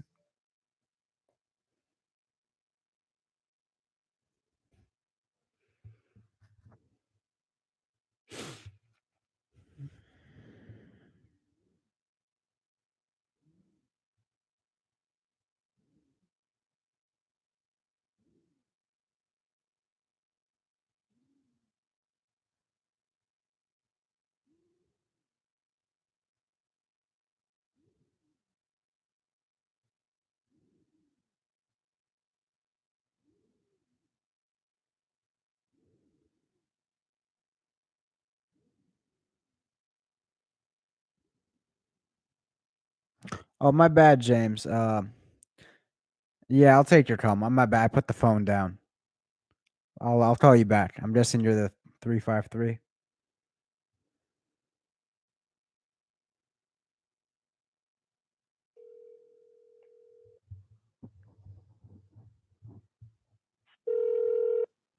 Oh shit.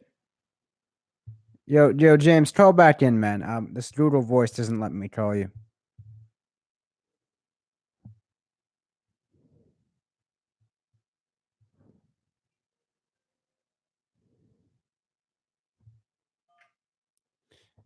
Yo, what's up, man?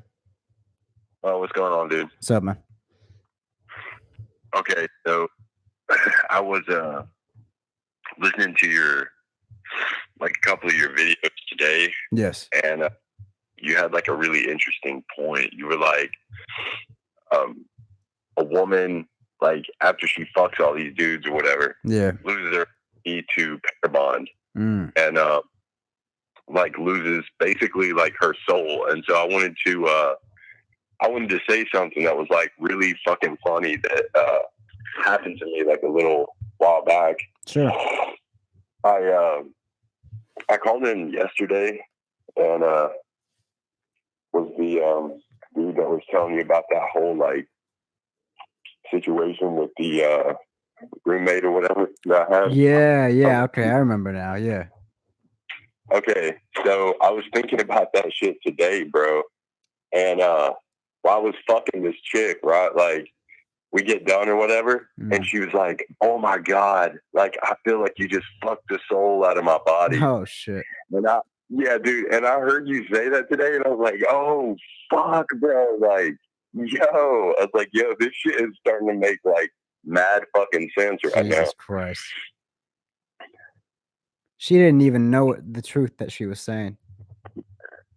Yeah, you know, which is exactly like what I thought to myself today. I was like, "Yo, man, this shit is so fucking deep." I mean, God. like, how? I guess like one of my questions is like, how do you come to these realizations? I mean, are you like getting fucking downloads from the universe or what, dude? No, man, nothing like that. There's two things I'm doing. So I have mentors that are older than me that are telling me this shit, and I have real life experiences of girls I've dealt with that after a certain point in the relationship, they start doing fucked up shit, and then they admit it's because of things that happened in their past relationships, meaning with dudes that used to fuck them. So it's just a combination of things. Some of it is things that you can't even pinpoint. You can just feel it. It's kind of hard, man. It's kind of hard to explain. It's just when you're dating a girl basically, and she starts doing some really weird shit 6 to 8 months into the relationship, that this is stemming from trauma with the guy before her, with the guy that used to fuck her before you.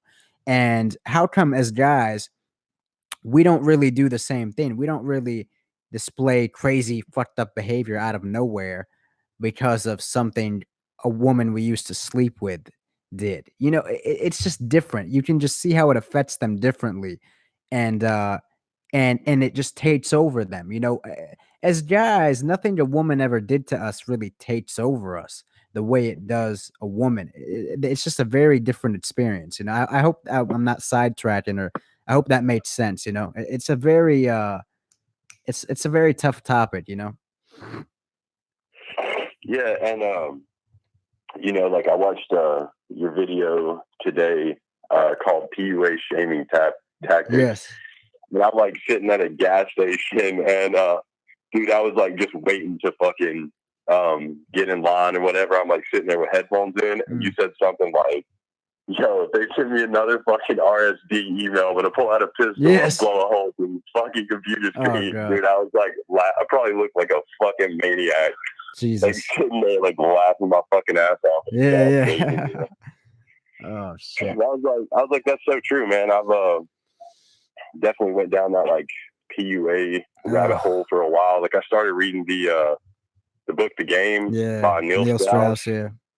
And yeah, I was like, I did that shit for a while, and it's like it worked, but at the end of the day, it's kind of empty, like, isn't it? What's up? I said it's kind of empty, isn't it? That's exactly what I was just about to say, man. Like I just felt like empty. Like this shit don't mean nothing. No. Like I'm not really getting any fucking thing out of it. No. Other than like, oh, like I get to fuck chicks, but then that shit became like a fucking job. Like it literally became like it became like a fucking part-time job, It's like exactly like what you said. Like, man, I gotta pay the fucking bills. Like I actually have to go to work. I don't get paid to go to nightclubs and shit. Exactly. And fucking a woman is just one piece of the pie. Here's the thing, bro. You're entitled to sex from a woman, right? So here's the thing. You're not meant to be going out there as a man. It's not natural for you to have to go out. I mean, we live in a warped society, so you have to do this, but it's not natural for you to have to go out there and do a song and dance just to get a piece of a woman's pussy. Okay, in a healthy society, you're supposed to be able to get the sex whenever you want from her, and you're supposed to get all the other qualities that women used to have, meaning her submissiveness, her cooking, her cleaning, her femininity, her supportiveness. Women don't have any of those qualities anymore, and they have a big ego. So PUA tells you to go out there and do a song and dance just to get a piece of her ass, but it's so much work for so little reward, because you're doing all this work just so you can get a fraction of a woman. So even when you succeed, it still feels empty. It still feels like you're failing, because she's not even a complete woman. You just did all of that for a fraction of a woman. Wow, dude. Yeah. This shit never ceases to amaze me. Yeah. So Even when you win, I you don't know. lose because she's not even a complete woman. She's fucking 10% of a woman. So you did 100% of the work to get 10% of a woman, even when you get to fuck her. You know, that's why it feels empty. Yeah, another thing I liked that you said, I think it was in that same video, or it was definitely, it was one of them I watched today. I watched like a fucking shit pile of them, and you said like, "Yo, anybody who tells me to be humble or yo, you're being too cocky, man. Like, yo, fuck that, man. Like, Yeah. I'm a man. Like, look around. Everything you see that was Yeah, built it's called protect was your by a manhood. man. Like, where's Yeah. this respect? You know what I mean? Yeah, yeah. I deserve that shit. Absolutely.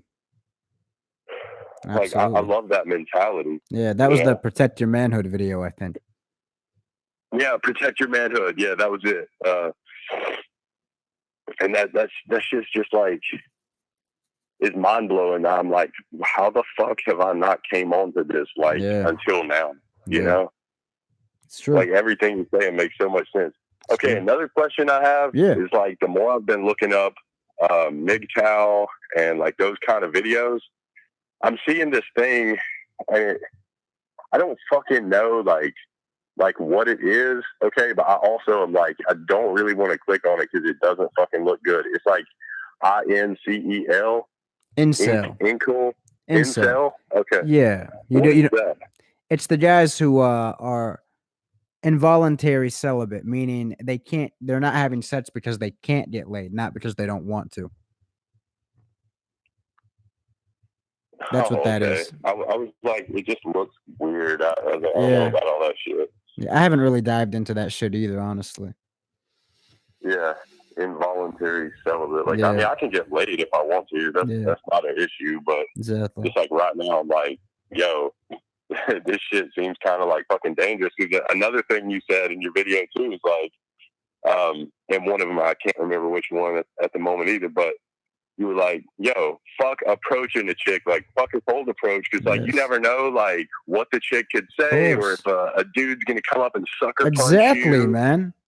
You know, Exactly. I was thinking that same thing. I was like, yo, I'm not doing that shit anymore Exactly, at man. all. But I did like the fact that you said, you know, the PUAs or whatever, like, yeah, you know, you shouldn't be such a pussy. Like, yeah, you should go out and cold approach chicks all the time. Like, dating in your social circle is ridiculous. And I thought about, that definitely makes sense from like a tribal sense, like in the sense that like human beings by nature are tribal, like we're part of a Yes. tribe. So like I Yes. guess way back in the day, you know, I guess it's like something that's already programmed into us. Like Exactly. I'm gonna go for the group that I'm with, go for a woman Exactly. there. Exactly. Because, you know, if you take it to that tribal mentality, it's like I'm not trying to go outside my No, tribe it's not and natural. risk getting fucking killed. Exactly. You know, like way back in the day when they're like bows and Exactly. arrows and shit. Yes. And here's the thing, man. Living in a city is not natural. Humans, we were meant to live in tribes of 150 to 200 people. So the very act of living in a city is not natural for a human. Not to mention, you know why you get approach anxiety is because it's like you said, you're approaching a neighboring tribe and trying to take one of their women. You don't know how the fuck they're going to react. It's that biological instinct telling you don't go out of your comfort zone. But it's actually a good thing because here's the thing. Back in the day, when you picked a woman from your tribe, back when humans still had tribes, you got a much better understanding of that woman because you grew up around her your whole life. So you got to see her develop your whole life. And you have people that grew up around her that you know also that you can use as reference points to see if she's a quality woman or not. When you approach a woman that's outside of your tribe, meaning cold approach a random woman in the street and you start dating her and then you marry her, you don't know her history. You don't have her records. You weren't keeping tabs on her whole life to see what she was doing, to see if she's really the woman she's saying she is or not. You know, her history is hidden from you forever. You know? Yeah, which is, I mean, that's such a good, I mean, I guess I don't really know like what to say about that other than like this shit just, it makes so much sense. But it's like, dude, just the way like with all the media programming and subconscious type shit that's going on, like everyone's fucked up, and I've taken this like MGTOW thing, and then I've been looking at like even deeper stuff than that, you know, like going on to like metaphysics and you know, like quantum entanglement, and really kind of like opening my eyes up to a lot of like different spiritual beliefs and stuff.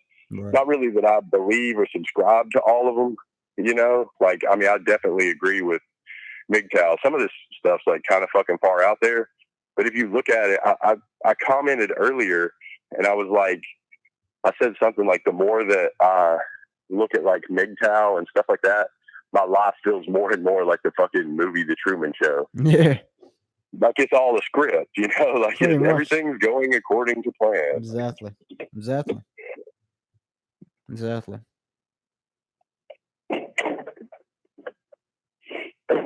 Yeah. Anyway, bro, I just wanted to call in and just ask like that one thing. Dude, thank you for these live streams. Thank you for like answering the phone, man. Like I really appreciate all this stuff you're doing, dude. Definitely. I'm happy to help. I think you're helping like way more people than you can even imagine with You this. think so? And so thanks, Karama. Take it easy, man. Have a good night. Appreciate the call, man. Peace, bro. Oh.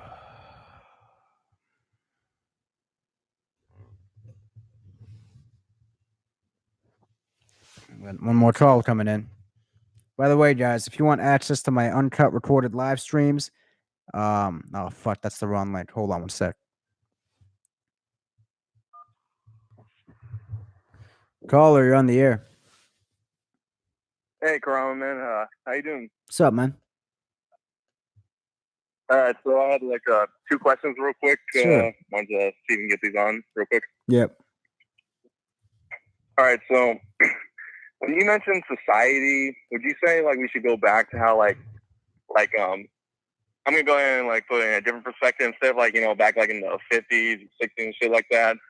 Would you say things would have been better if they had stayed like I guess you could say during the Greek times, like sort of like Sparta, Athens, and all that? Because back then, you know, either you got married or you didn't. I don't know. Would, of course, you know, be at home and were basically their biggest responsibility was, you know, having kids.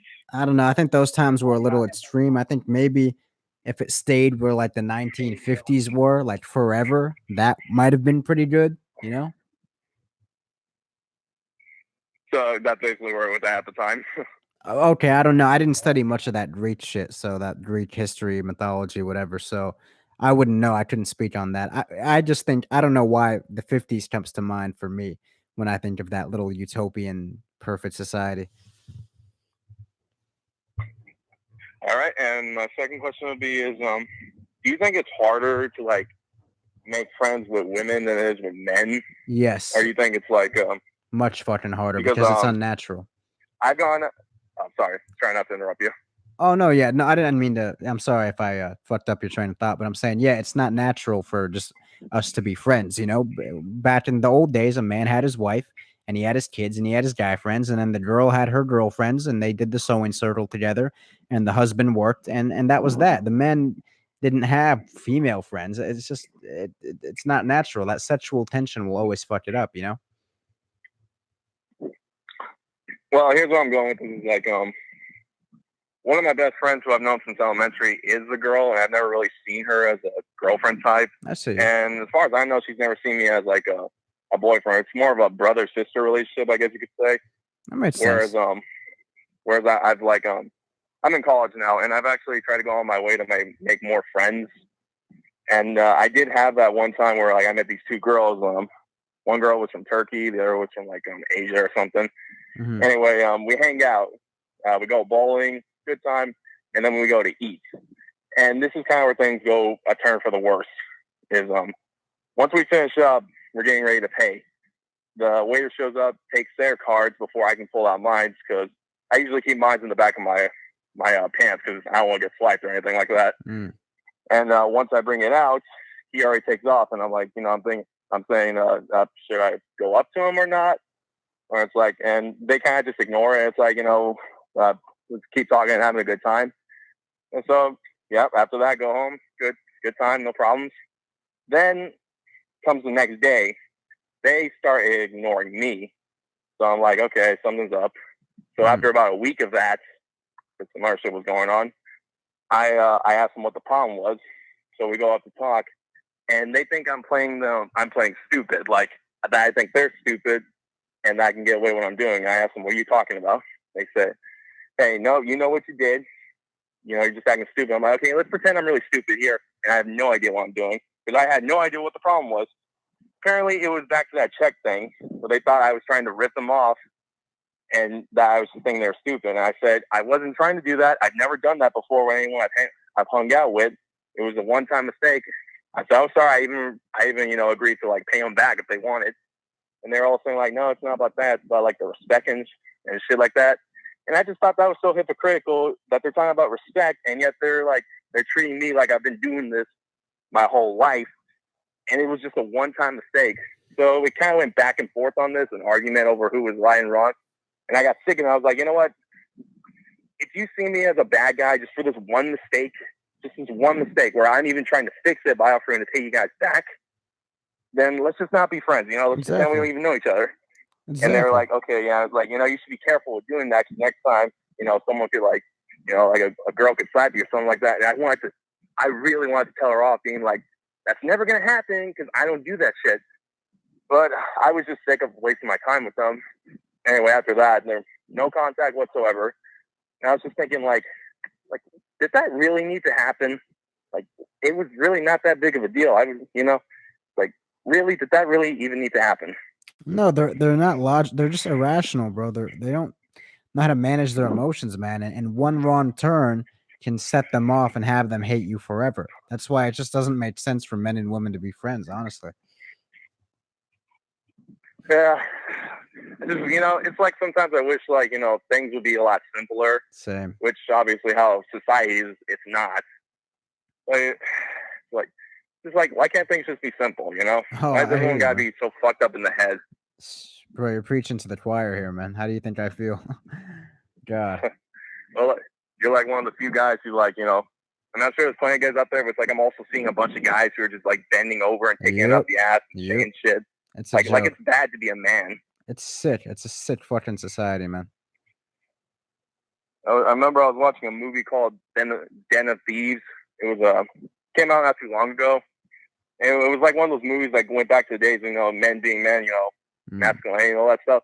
And I remember reading some reviews. People were like, you know, getting pissed at it, saying, you know, like, oh, you know, there's basically, because there really were no female characters in that. It was all just, you know, basically, I guess you could call it a guy flick. And people were just saying, like, you know, all these guys are too brutal and shit like that. I'm just like, I was thinking, like, when did it come to this? You know, like, what's so bad about, you know, just like being tough? Exactly. It's exactly, yeah.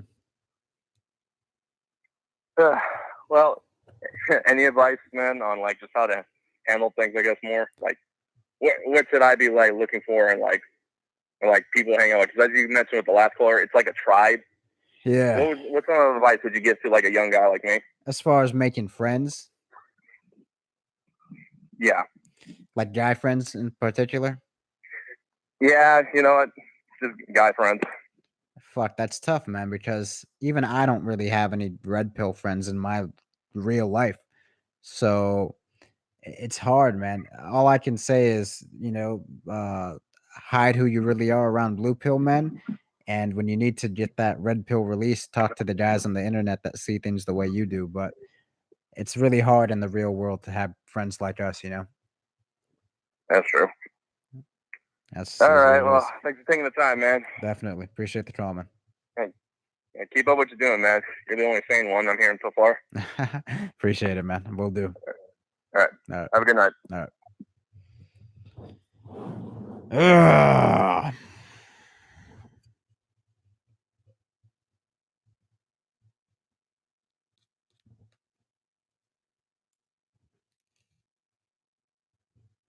Yeah, man. I'm surprised at 3 in the morning I have 72 fucking people watching. That's crazy, man.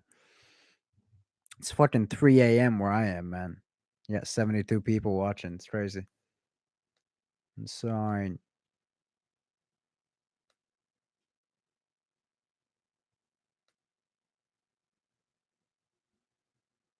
Staying in the membrane. Oh, well, you guys must be on the West Coast then. That's why it's. Oh, you're in London. Shit. It's fucking 3 a.m. Oh, Prince of Bossy, what's up?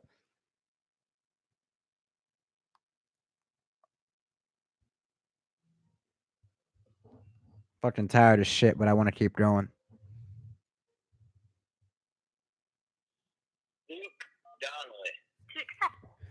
Caller, you're on the air. Hey, appreciate it. I know it's pretty late, but I was hearing the last couple calls and I had a thought. Like, it seems like when you're mid-cal, you get like kind of stuck, you know. And then what's that next step? And it's like, you know, there's other things like, you know, you're doing your videos. Yes. I feel like you gotta have like a sense of direction because some people, like I'm one of them.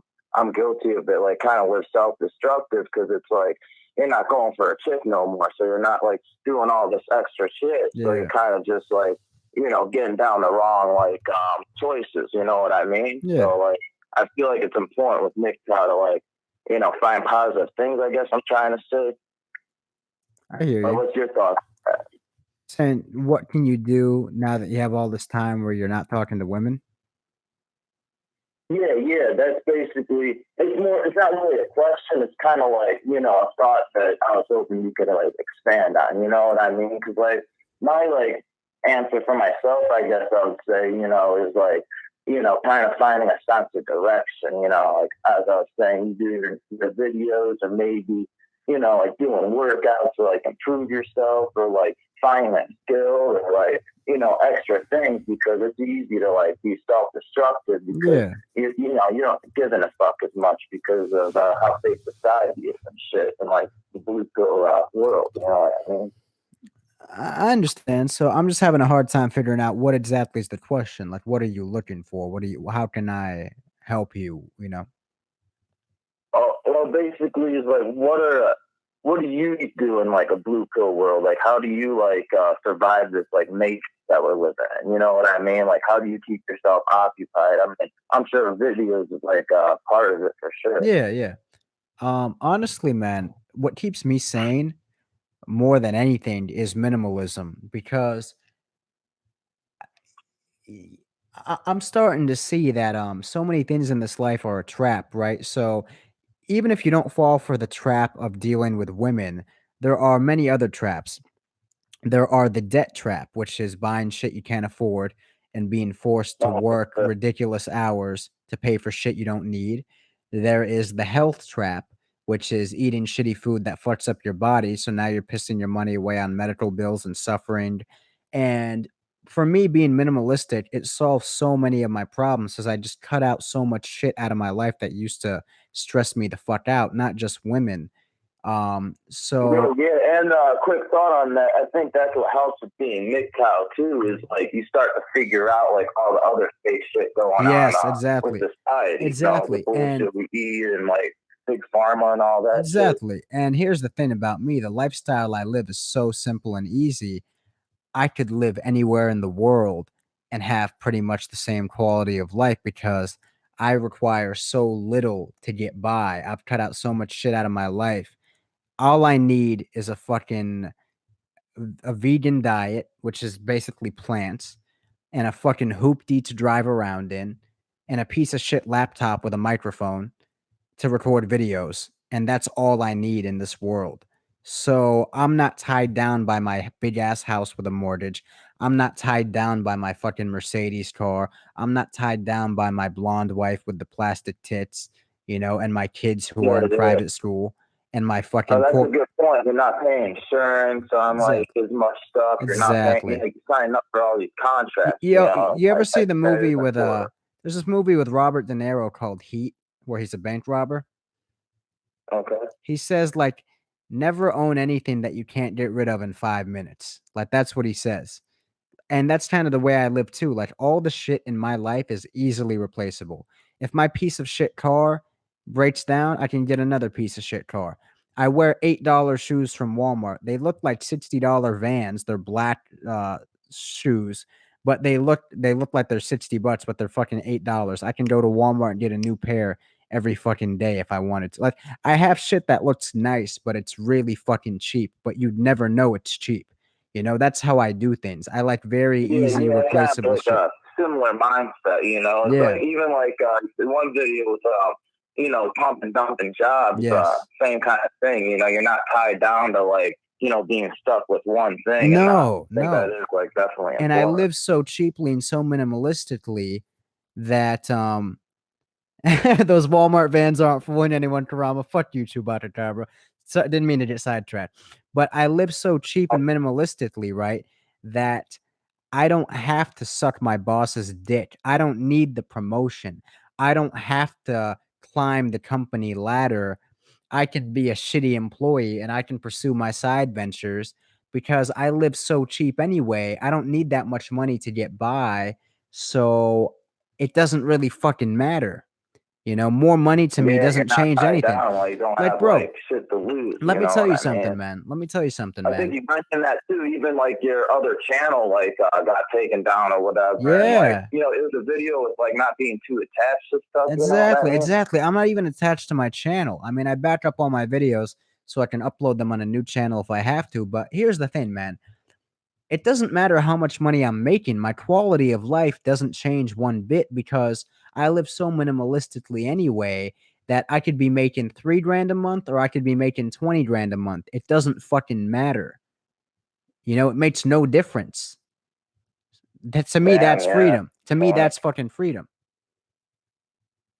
See, most people, what they do, man, the more money they make, the more shit they buy to enslave them. So, yeah, you're making $100 grand a Or year. higher quality shit. You know, they're getting the newest car. Exactly. Like, you know, So newest pair of now shoes. you have to keep showing up to that job you hate to keep making that payment on that mortgage and that Mercedes, and all this shit is tying you down. See, bro, imagine this, man. Let's pretend you got the dude who makes $100 grand a year, right? But he owns a $60,000 sports car. He's paying a mortgage on a $500,000 house, right? And he's wearing Oh, yeah. he's wearing $3,000 suits. And next to him, you have a guy who's making the same $100,000, right? But he lives in a little manufactured house that's like $400 a month. He drives a paid off Honda Civic, okay? He wears the fucking $8 shoes like I do from Walmart. And he eats like a cheap vegan diet, which is very healthy, just plants and shit. And it's very cheap. He's not going to restaurants ordering steak and Oh, lobster. yeah. So that guy's doing whatever the fuck he exactly. wants. That guy's got energy to do whatever the fuck he wants. Exactly. And, you know, that guy's, you know, not stressed out. That guy's got more freedom. So, yeah, that's a good comparison. Like, I see what you're saying there. Not only is he keeping most of his money, but he doesn't really have to do shit. No one can tell him what to do because he lives so cheap anyway. The boss can say, oh, if you don't fucking start kissing my ass, you're not going to get overtime. And he's like, dude, I don't need fucking overtime money. I live so cheap anyway. I'm keeping most of my money. It doesn't matter. Whereas the guy who has the Mercedes and the mortgage and shit, he's like, fuck, if I don't get overtime, I won't be able to afford this payment on my car. You know, like it's like he's the dude who he has by the balls. He's at the mercy of his boss because he's in so much fucking debt. Whereas the minimalistic guy, he can tell he has fuck you money. Yeah, it's like, you know, without being tied down to these women, you know, you can be working like 20 hours a week and live, you know, great. And then it's, you know, other things too, you know, expensive cars, like all these other things, contracts and shit. Yeah. But, yeah, it's basically why I wanted to, you know, you know what I mean? And it's not easy, like, after that red pill rage stage, because it's like after that, like, now what, you know what I mean? Because it's almost like you're training like your brain because you're conditioned to think a certain way. That's how they teach you in this like feminist society, you know. Yes. But yeah, appreciate the call, man. Definitely appreciate the call, man. All right. Peace. All righty. You guys got me preaching at fucking 3 a.m. like I'm fucking Sadhguru or some shit. Fucking Osho.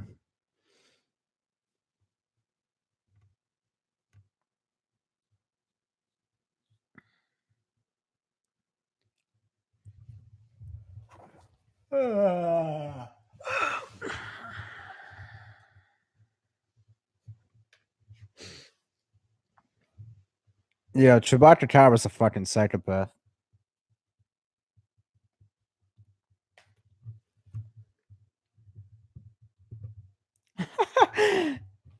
Addercole says, tell us more about the $8 shoes. Hold on, guys. I'll pull them up for you so that you guys can see them. I'll pull them up for you.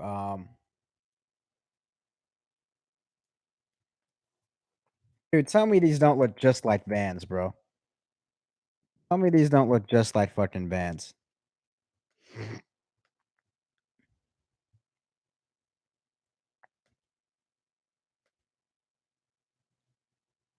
I'll show you guys the exact pair that I wear.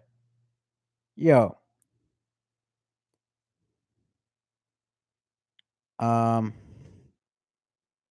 Let's see. I don't wear golf shoes. What the fuck? Yo, tell me these don't look just like fucking Vans, man. It's this pair right here, man. It's this fucking pair. $7, bro. Tell me these don't look just like fucking Vans, man. I have like, bro, every time I buy a new pair of these shoes like every couple fucking months. You know? And not because they wear out fast, but because I treat them like shit. And they last me like great, like they're fucking $7, bro. Tell me they don't look like Vans, man. I get these black ones, man.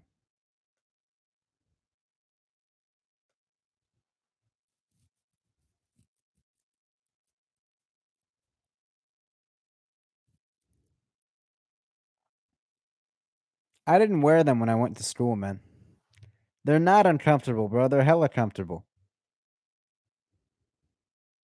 Yeah, me too, Discarded Ink. Bro, tell me they don't. What do you mean neck breakers? I don't wear them in that size. That's just what the shoes look like. I'm a size 10. I showed you the fucking shoes, you piece of shit. Bro, bitches think they're cool, man. I don't have a problem with them, man. Fuck y'all, man. Hating on my $7 shoes, man. Fuck all of you. I never got blisters, man. I shared the fucking shoes to Bachacabra. Here it is. Yo, Discarded Ink, man. You can get them for $7, man. I don't wear that Nike shit, Mad Max. Exactly. Out of cowl, bro. They're very stealthy, you know? It's like very, it's like no brand, you know? I'm like the fucking Joker from Batman. My clothes have no brand on them. I don't wear that Nike Jordan shit, man. Yeah, exactly. Skater shoes, you know? Oh, that's what you meant by neck breakers. Yo, Discarded Ink, bro. Tell me those don't look like $60 Vans. Tell me if you didn't put a Vans logo on them that no one could tell they're not Vans, man. You know, tell me if you put a Vans logo on there that you couldn't tell the difference. It is a good investment, man. Bro, think about it, man. Let's pretend you buy a $7 pair of those shoes, okay, every 6 months. So that means in like 5-6 years, you would have spent the money that you would have spent on one $60 pair of Vans, which would have only lasted you a few months anyway. So instead of spending $60 twice a year, you're spending $14 twice a year. So it's $14 a year versus $120 a year. You know? Well, that's you. I mean, hey, fuck it.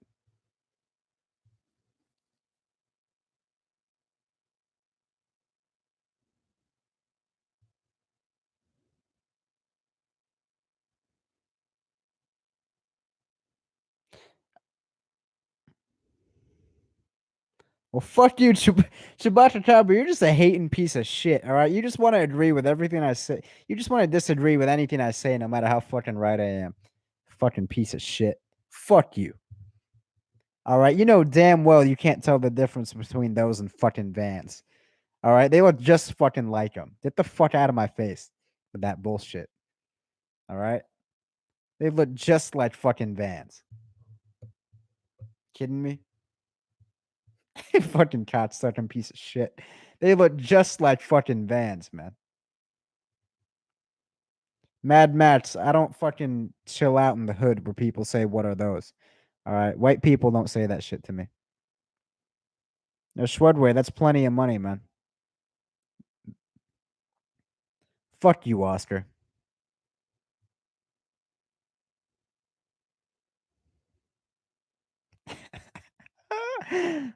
Fucking A.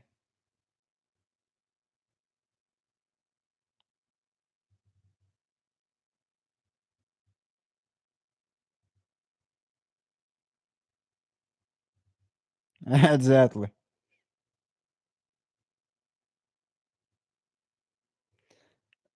You know what? Fine, T-Mac. Whatever, man. I'll see what I can do, man. Bitches fucking think my shit is cool, man. They don't. Oh fuck! I'm posting that link like I'm posting my Patreon. Yo, I've never had a bitch complain about my shoes, man. They all think they're fucking like Vans, straight up. Yeah. You guys don't understand, man. Like bitches don't have the same eye for this shit that men do. Like they think they're Vans, bro. They can't tell the fucking difference. I didn't know that Liberty shit, but I appreciate that. Yeah, Schwedway, man. The Patreon link has a link to my shoe donations, man.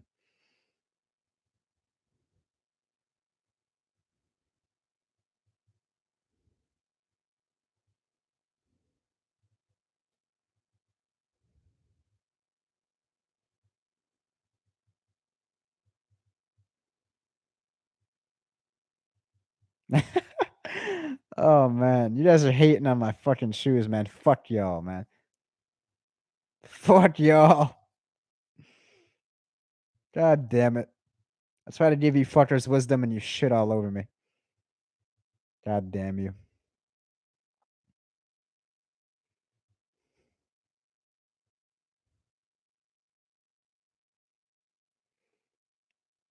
God damn it.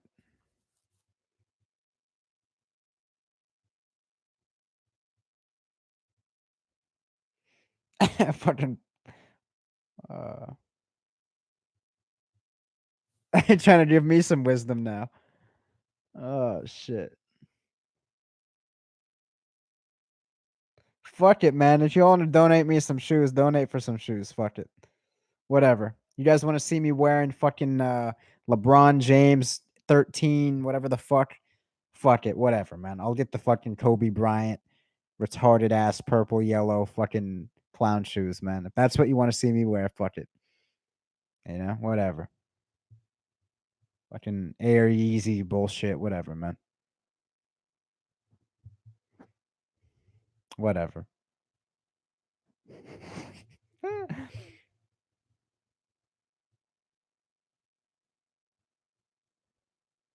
You want me wearing that gay ass shit? Fuck it. Fuck it.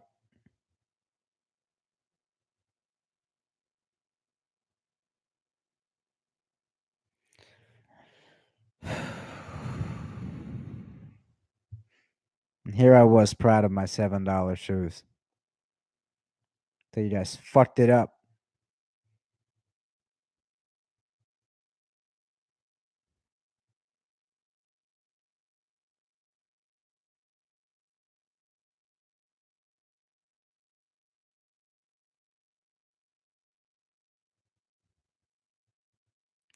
Yeah, I don't like basketball shoes, man. I don't like that Nike shit. It's fucking retarded. Appreciate that, Magic Mark. I do too.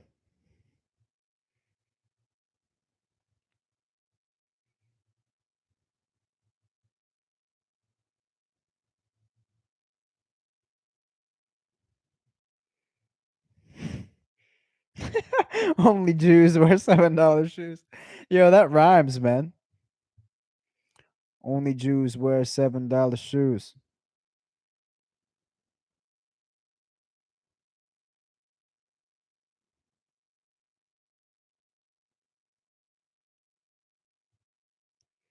But bro, every time my shoes wear out, I just go to Walmart and spend another $7.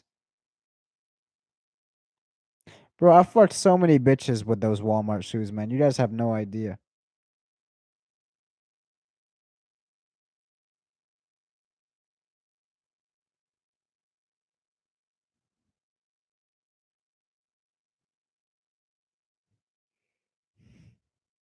Yeah, Daniel, I am a vegan.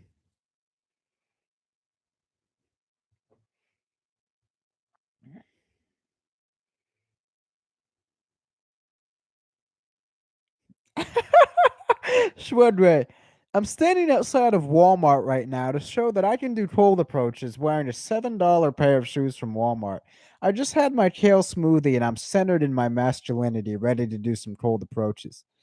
Oh, shit. I'm standing outside of a super center Walmart here in Bumfuck, Louisiana. Hey, what's going on, guys? This is RSD Karama. I'm here in Bumfuck, Louisiana, in front of the Super Target, doing some cold approaches today with my $7 Walmart shoes. Oh, shit. Yo, yo, yo, yo, yo, what's going on, guys? This is Karama from RSD, doing some cold approaches.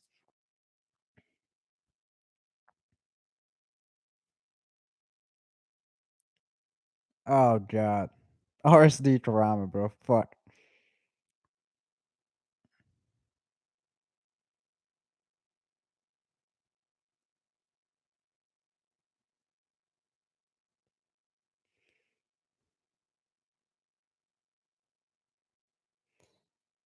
Fuck that shit.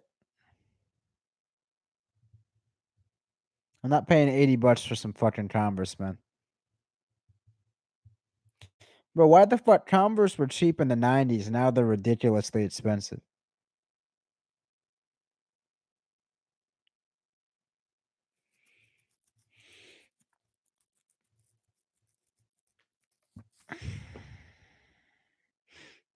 The shoot you.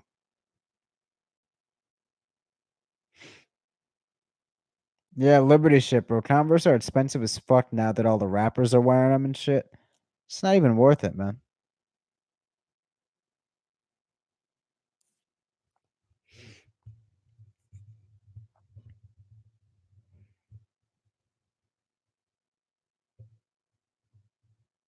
Oh, I meant Chuck Taylor's. Did I say Converse? I don't know. I think that's what I was talking about. I don't know.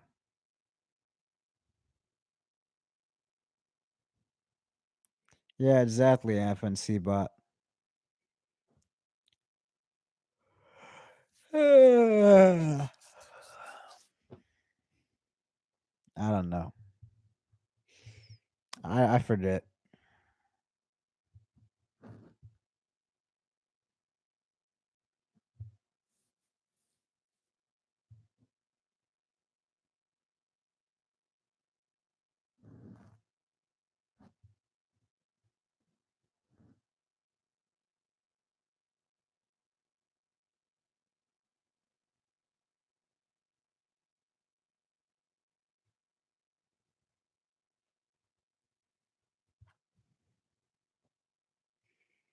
Same here, Schwardway. It's the best time to get sex is when you don't have a job.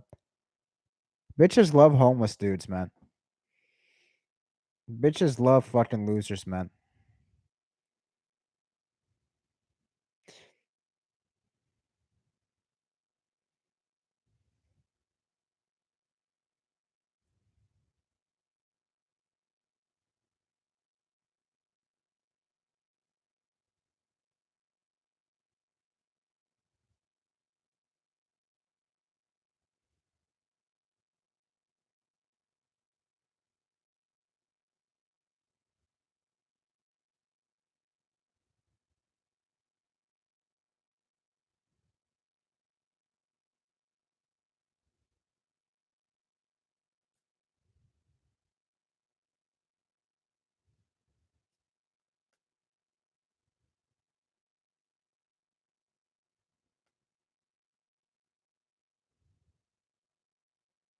Why is that, Liberty Ship? Because they don't have kids?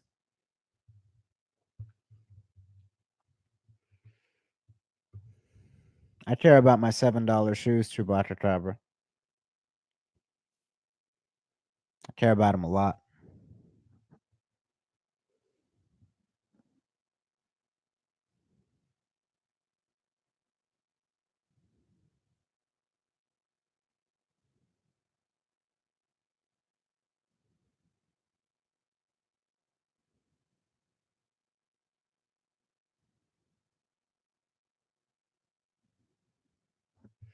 Well, Chewbacca Cabra, I can just get another pair for $7.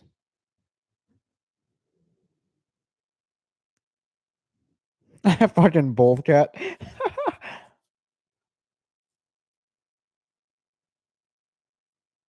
That's an interesting point, Liberty Ship. I never thought of it that way. This is why we can't have nice things. Oh shit. Because I'm taking all the nice things for $7 and I'm fucking them up.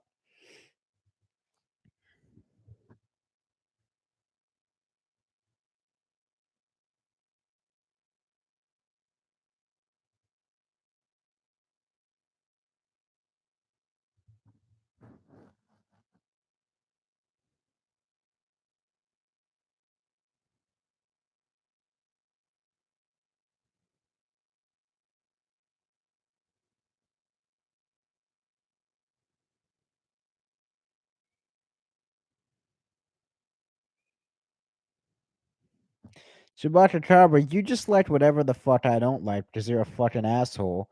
And anything I say, you're just gonna do the exact opposite. So fuck it. I give up. All right. If I'm telling guys go vegan and buy $7 shoes, you're telling them go to Red Lobster and buy Nikes for 200 fucking dollars. So fuck it.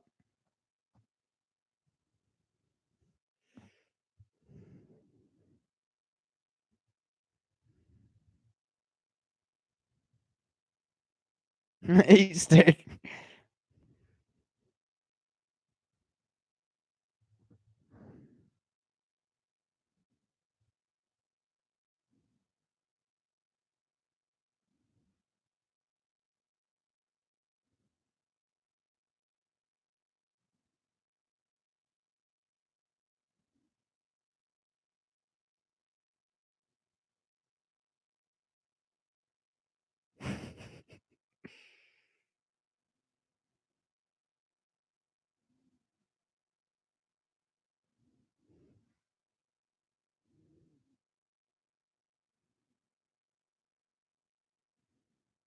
It's not a real meal unless something died.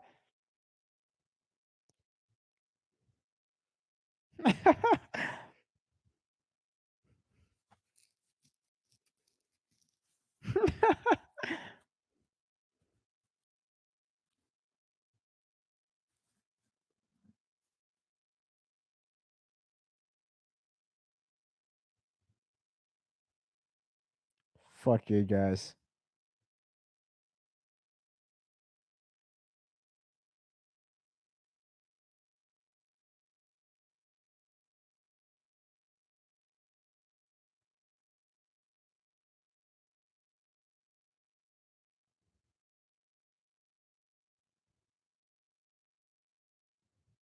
Well, fuck it, man. I must be the first $8 shoe guy to ever get laid then. Not Chewbacca Cabra. I don't really watch it.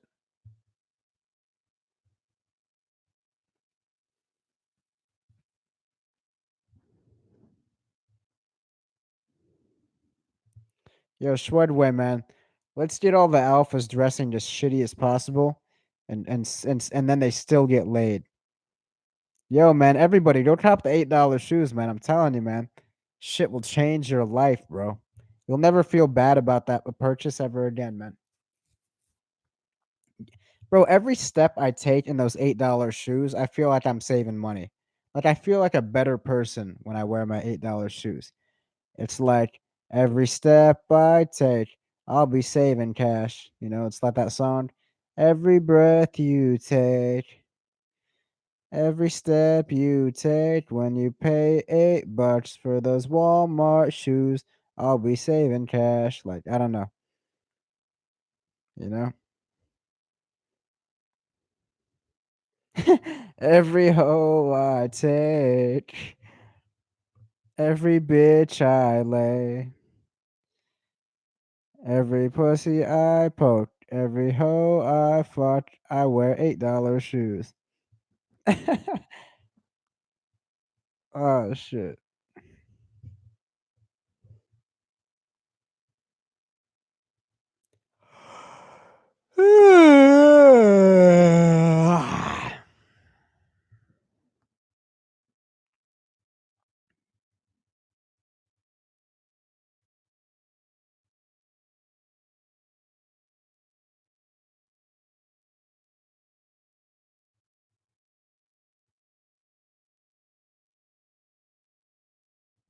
That's goddamn right, so bomb.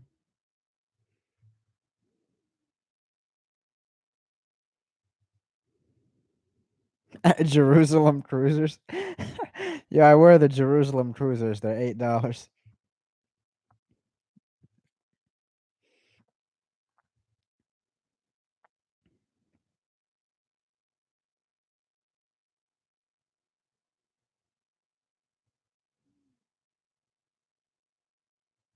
I don't blame you, Liberty Ship.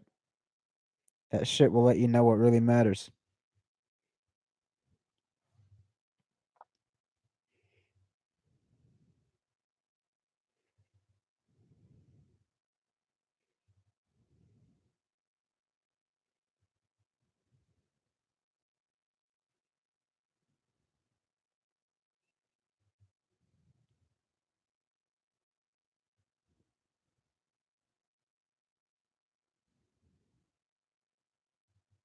Well, hey man, I'm not perfect at it, Carl. I was bound to disappoint you eventually.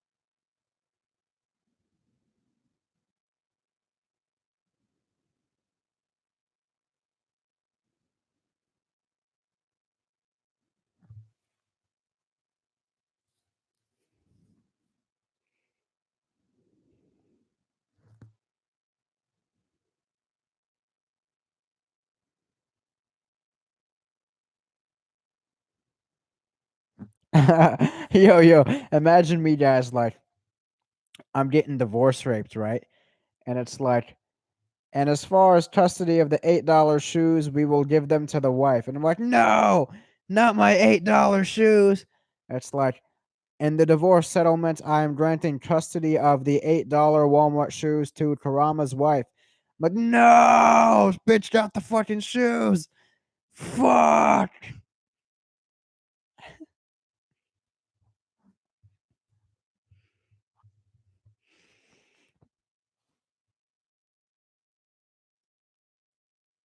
Oh god. It's like take the kids, but not the $8 shoes.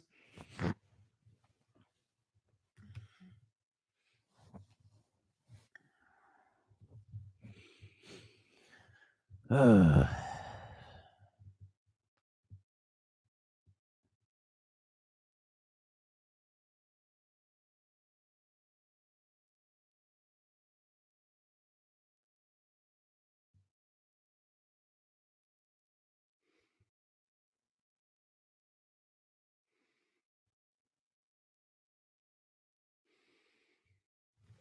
All right, guys, I'm going to bed. I'll talk to you later.